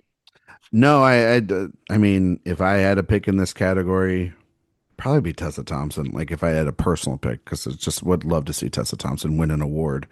But Jessie Buckley's going to win this. This is like the easiest thing we're going to be doing all season.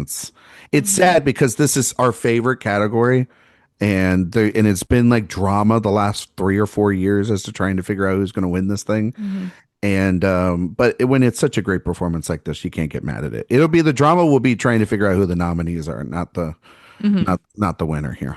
I I love think all so too. six of these performances, though. All of them. Yeah, I do too. Yeah. I wouldn't say all of them. Oof, I definitely do. I mean, Roberts is there. She's Oh, I like good. her. I like her She's after the So hunt, though. good. She's And, literally the well, best thing in the movie, like by a um, considerable margin. and David. I'm Vicker. not hearing any sorry baby slander. Sorry, baby. It's Absolutely not that good. not. Nope. Ooh, nope. Nope. Sorry. No. Nope. Well, We I are said not it. doing that They're today. great. Yep. They All right. stay. Yeah, they stay. Next, we'll go to non-English language picture. We have It Was Just an Accident, No Other Choice, The Secret Agent, Sentimental Value, Surat, and the voice of Hind Rajab. Interesting mix here. Mark, who do you have winning? Wait a minute. Before you get Well- into that, Mark, are you okay with these films being nominated here and also in the respective Best Picture categories, unlike at CCA? Well, we're getting into animated next too, and Yeah, there's are a you problem okay with as that? well. I have mixed feelings on that. Of course you do. Of course you I do. think again though, I think I've said this before. It's when there's only You have. one. Not if there's only one nominated for picture, what are we doing? If there's more than one, okay. There's four Um, here that are nominated in their other category Yeah. in Yeah. the drama and in the Yeah. musical or comedy. So Yep. So I went with The Secret Agent. I have a feeling we're going to continue to see a little bit of an upset from maybe what we might have thought earlier in the season with Sentimental Value, and it was just an accident. Which little asterisk next to Sentimental Value since it didn't have a chance at Critics' Choice, but since it wasn't nominated there. But yeah, Secret Agent. Okay. Eric? This is a little harder than Mm-hmm. I think. I think it is tougher. Obviously it's between what I think is two films between Secret Agent and Sentimental Value. They both did pretty well with nominations here. Sentimental did better. I think each of them are going to win something, but You had more. I know. You had I have Laura more winning. Ann's- I have and you Skarsgård had winning. I have Sentimental winning screenplay. Yeah. But So they are both going to win something. yeah, I think that's definitely happening. Yeah. Okay. And Secret Agent is in drama, which is obviously a great nomination. Yep. Not that it needed a Best Director nomination, but it would have helped, I think, for me to lean Secret Agent. So I'm going to say Sentimental, with Secret Agent being obviously right there. You don't think It Was Just an Accident has a shot here? You think it's really just between Sentimental and Secret Agent? I do. Ryan, what about you? It was just an accident. I think that unlike Secret Agent, it did get a director nomination. It got a screenplay nomination. Yep. I think they will not be able to resist going that whole night without giving that man one award and one chance to get on that stage. And I don't know if it'll be in screenplay. I don't think it'll be in picture. I don't think it'll be in director, but this feels like the right place to do it. And I think that there's a little bit of the importance of that. It's an international group as well, and that movie is very beloved international. It's our Palm winner. We cannot underestimate our Palm winner. I think we're starting to do that, and that is something that. Who's starting to do that? Well, it just feels like the conversation here this is. Year? I'm saying, yeah, I think from people in general, and we're talking about it, and we even on this, and I'm not calling us out here, but I think we are even have been underestimating a I little had it bit. as my runner-up in screenplay. No, I know, Yeah. but I think that we are seeing obviously what we thought would happen, which is that Sentimental Value would have its more popular run because of Joachim Trier's popularity. I think with Worst Person in the World, and having that launch a couple years ago was perfect for him with this film now. And but this movie has done really, really well. And Jafar Panahi is a wonderful story. It's a tragedy what's going on. I don't even know if he's going to be there at the Globes because of, yes, Eric the Trial. But if he is there, what an opportunity it would be for him to speak on that stage. He is when he speaks, it's vital and it's necessary. And I don't think that they're going to go without a chance to do it. I just don't think it. And we've seen it with other critics groups. You look at even like New York, they have celebrated all three films. They have, like other places have done it. It is not uncommon for that to happen. I know the Brazilian vote would be huge for, I think they're going to try so hard for Wagner. I think that this is the place for this one. So, and I know that Something that's feels might off. be, It but it something might be feels just, off. I know. I feel like the narrative has switched a little bit for him. I don't know if it's because I don't know what happened, but it does feel like it was so strong just about a It month or feels so like this ago. should have been Hmm. a slam dunk, Dunk. Yeah. Hmm. like And an this is easy now one. very tight. But So I think if you look at what filmmakers are saying and people in the industry are saying, and these again are industry awards, but just around momentum and passion, sentimental value is oftentimes the second most mentioned film after One Battle After Another, It like has the second overall. most nominations here. It has 8. yeah. So I think I that's can't look what's past that. changed a little bit, Yeah, but No, I I fair also know. point. think I'm looking for places where I can give awards to It Was Just an Accident, The Secret Agent, and Sentimental Value. So for me, that's why like this category does feel like the place for It Was Just an Accident if it's not happening in screenplay. It's just For hard sure. to decide, I think, where we're giving the film wins. So I'm I'm going with It Was Just an Accident here. It doesn't totally feel right, but I feel like it's again that idea of sometimes they do spread things out at the Globes. Like last year, I remember when Conclave won screenplay, we thought, wait, Conclave, does that mean that's winning drama? Does that mean that it's winning score? God forbid. Does that mean, all of these things you start to think about, but they like to spread it out sometimes. And I think this will be the place where they give it to It Was Just So an Accident. what's your spoiler? My spoiler would be sentimental value. Yeah, I'm changing mine to sentimental value now. I think Welcome, I've Mark thought. Johnson. Yeah, I think sentimental value is the spoiler as well, Sophia. I agree with you on that. Yeah. Yeah. It's tricky though. It's just because with this group and also I think I mean, no Just other choice. Like Surratt, they love Surratt. Like it's I messy. just don't see a world where that man doesn't get on a stage at a certain point, and when he does, it's gonna just obliterate people.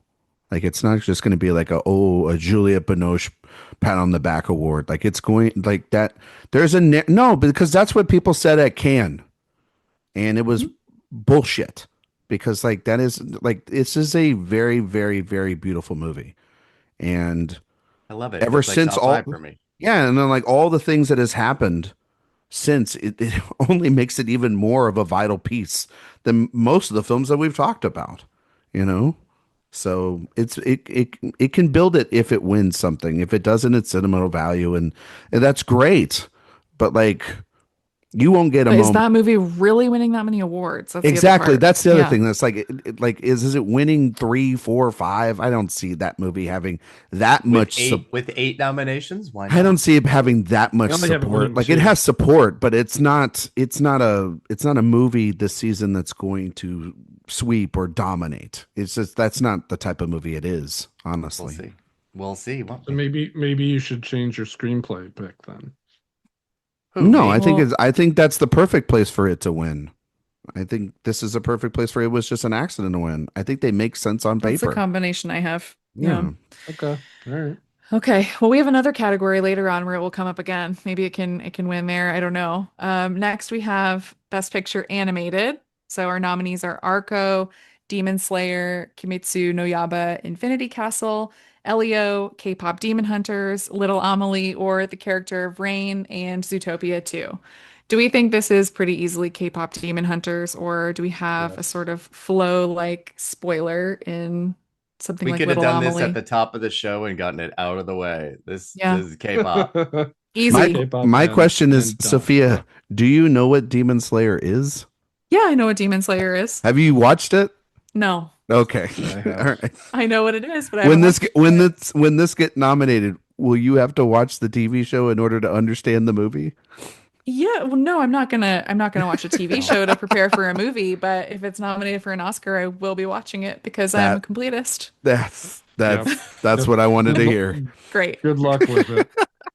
Oh God. Not Excited for an that. easy watch. Oh Yeah. no. Well, next category, we're on our final two. I think this is a pretty easy one. Also, Best Motion Picture, Musical or Comedy. We have Blue Moon, Begonia, Marty Supreme, No Other Choice, Nouvelle Vague, and One Battle After Another. This is One Battle After Another, right, guys? Yes. Yes. Yes. One win Yes. after another, more like it. One win after another, all set. So do Yep. we just have then, just thinking about One Battle After Another's total haul? So Mark and Eric, you also don't have it, you don't have it winning any acting prizes. Nope. Does No, that but I feel have it winning. right I to have it you? winning screenplay. You have screenplay, picture, director, so the same as CCA. Yeah. And Eric, you just have picture, director. Picture director. Yeah. That That's doesn't seem right either, Eric. crazy. That's some lost bus logic right there. Okay, well that's stupid. Then that's the path for DiCaprio. Yeah. That's Yeah. fine. And Ryan, Or we have picture, director, DiCaprio. yes. Hmm. And I still very much could see it also winning screenplay. And no, and I have Totally. Benicio. Oh, you have Benicio Yeah, I have too. right, Benicio, yeah. Yeah. so I have it winning Yeah. 4. It Okay. could Which absolutely win 4. It could which win Mhm. makes 5. total But sense. Like its package got to be like it's got to everything feel is like that. on the table here I Yeah. just for don't see a that world for where that that movie. doesn't. That movie is so beloved. I just don't see a world at the end of the day when we're counting up the Oscars and it doesn't have an acting win. Like Hmm. it's. I'm betting my money on Leo and I Benicio, mean, the two bros. It didn't at CCA. I And neither know. did Honora at CCA. Yeah, Mhm. Honora just won Yeah. one, and then it Mhm. ended up winning the Mikey. So Mhm. and CCA also didn't give it to Killian Murphy, and they didn't give it to Mhm. Michelle Yeoh, and Mhm. they didn't give it to Frances McDormand. So like, who Yeah. knows? Still a Yeah. long season.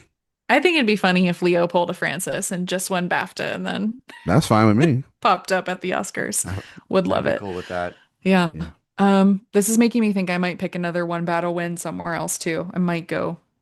Or I don't even remember what I Didn't you have picked now. Benicio I too had as well? Benicio too. Yeah, I had Yeah, I'm like Benicio. I was we've been on the same track. we're on the same, Mine. yeah, we're on the Yeah. same page. I had Benicio too. Yeah. I couldn't remember if I switched It's to been a Stellar or long not. show. I don't blame It's you. been a long, yeah. It's been a long show. Our last category, though, we have Best Motion Picture Drama. Nominees are Frankenstein, Hamnet, It Was Just an Accident, The Secret Agent, Sentimental Value, and Sinners.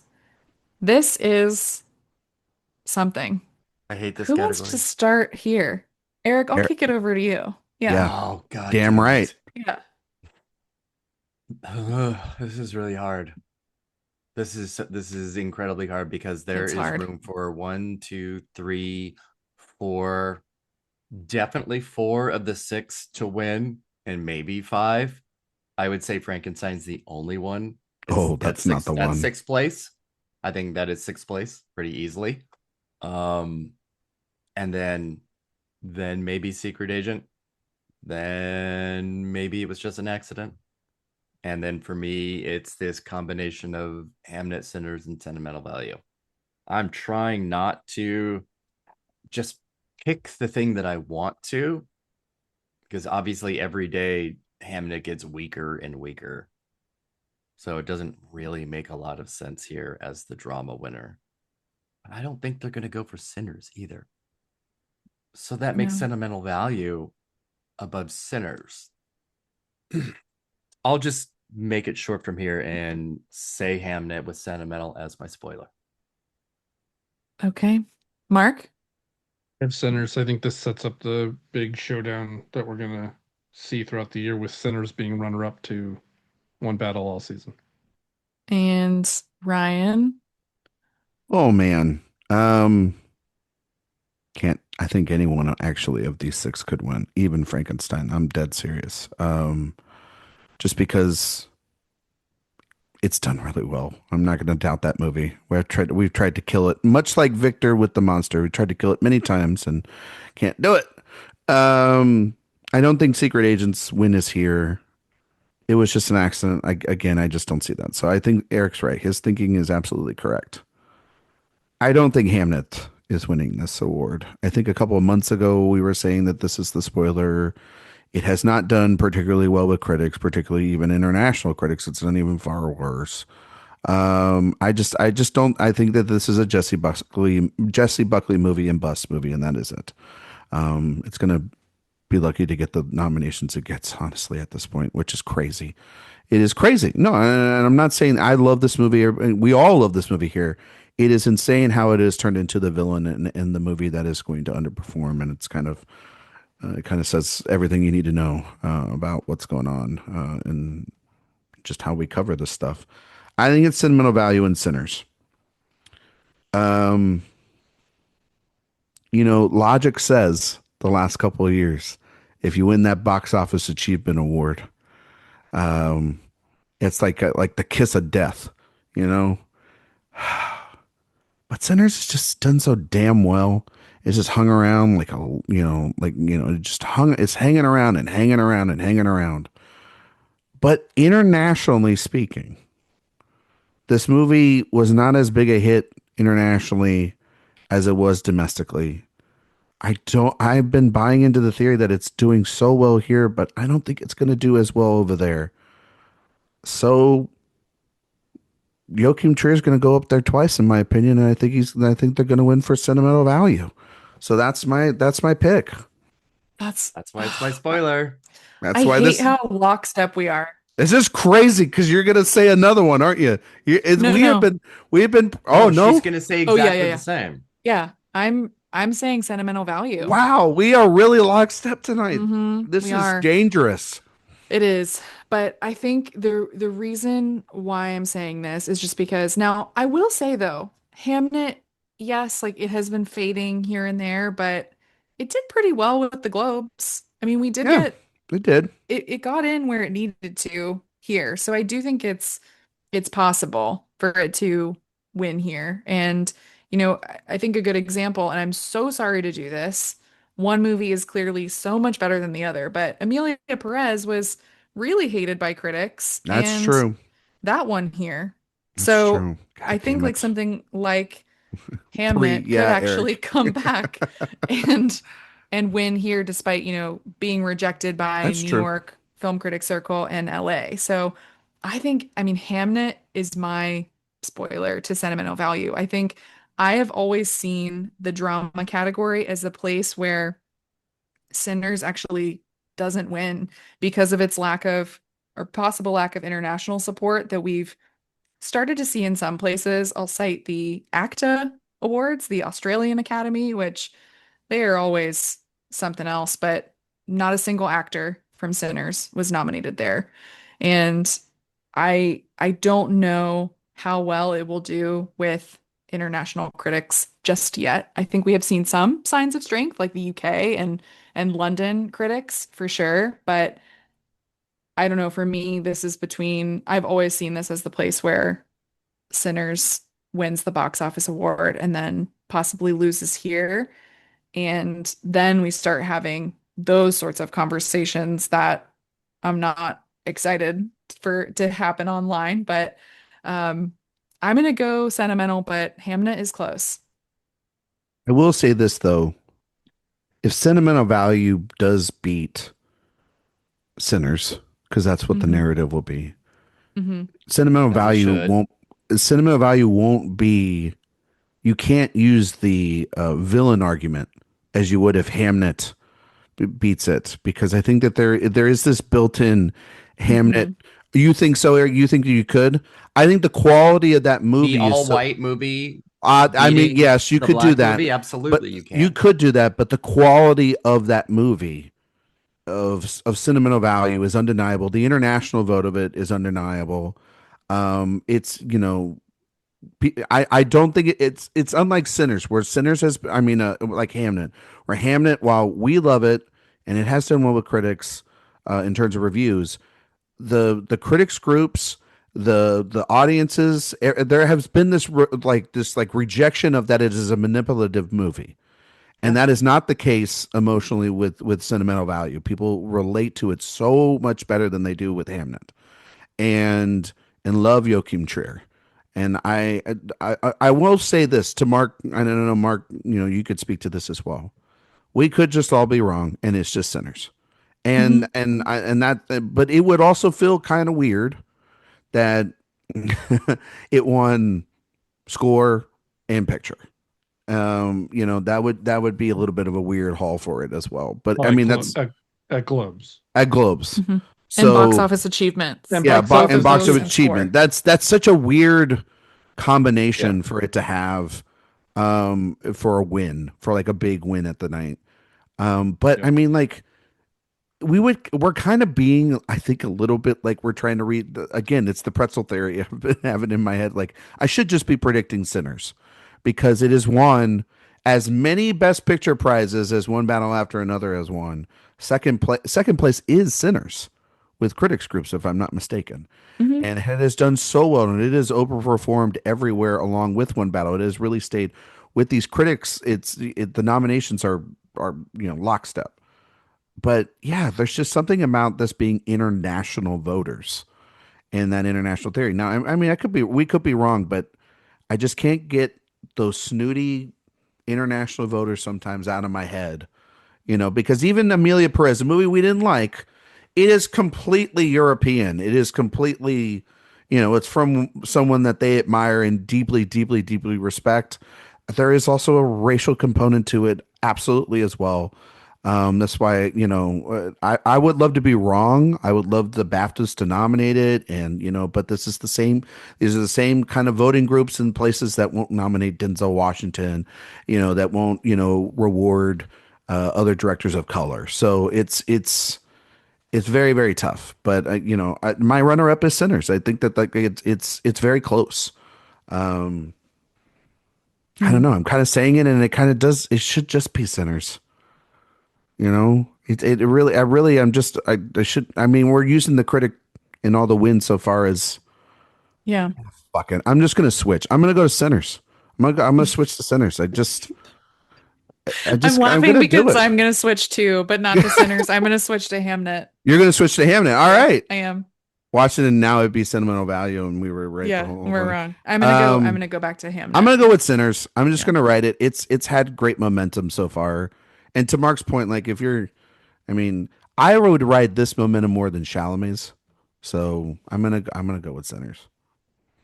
Okay. Well, that was a journey. So stupid of me. God damn it. No, that was the Odyssey. Ryan McQuade. It was Odyssey right there. Feel like I'm on a shipwreck right now, just floating in the water. Yeah. I mean, I'm just thinking back to last year though, and some films did have multiple wins. Like we did have some that had pretty good hauls. Like I think Amelia had, what did you say, Eric? 4? 3 or 4? Yeah. What did The Brutalist have? It had The 3. Brutalist had 3 also. And then Nora had 0. Yeah. Mm-hmm. Yeah. So, despite that movie being the overwhelming critics winner in multiple categories. Mm-hmm. So we just got to get out of our own way. Oh man, this when is hard. Talking about a group like the Golden Globes. Yeah. Mm-hmm. I think so too. Well, that'll do it for today's show. I love the chaos of the final category, and we'll see what happens this Sunday. Mark, tell everyone where they can find you and all of your work. You can find me on Twitter and now on Instagram under Mark Likes Movies. I think Instagram's like Mark_likes_movies because somebody had that name already. I took it. Whatever. My column for the Awards Optimist Oscar predictions on AwardsWatch, and I contribute as well to the Contending. Great. And Ryan? Twitter, Instagram, Letterboxd, Blue Sky at Ryan McQuade 77. You can find all my work there. You can also find all my other work on my other Twitter account at Coach Jessica. I stole Eric's Twitter, and I've been selling NFTs all week. It's Oh, been wonderful. man. No, I'm just totally kidding. You can find we do another podcast. It's called Director Watch. It's on Thursdays. This week it's actually with Eric and Izzy from Be Kind Rewind. It's the Dick Tracy episode for our Warren Beatty series. It's a really good episode. Please listen to that. And yeah, iTunes, Spotify, 5-star reviews, all that great stuff. Newsletter. Eric makes it. I'm doing Sophia stuff because I end up usually doing this at every episode, No, so it's it's just fine. making it easy for her. Totally okay. And yeah, go Globes, whatever that means. And Eric. Jessica. Now, if you know that reference and that I just like made a quote from a Rob Schneider movie, I don't even know what is going on today. He agrees with him politically as well too, which is crazy. Oh my God. Yes, obviously, you can find me at awardswatch.com. I am AwardsWatch in all socials and back on Twitter at AwardsWatch Eric. So fuck you, Jessica. You're over. You can find me on Twitter at Sophia_Sim, Blue Sky, and Letterboxd at Sophia Sim. You can find my podcast, Oscar Wilde, wherever you listen to podcasts, and more reviews, interviews, and podcasts at Awards Watch. Thank you all so much for listening. See you next time. Bye.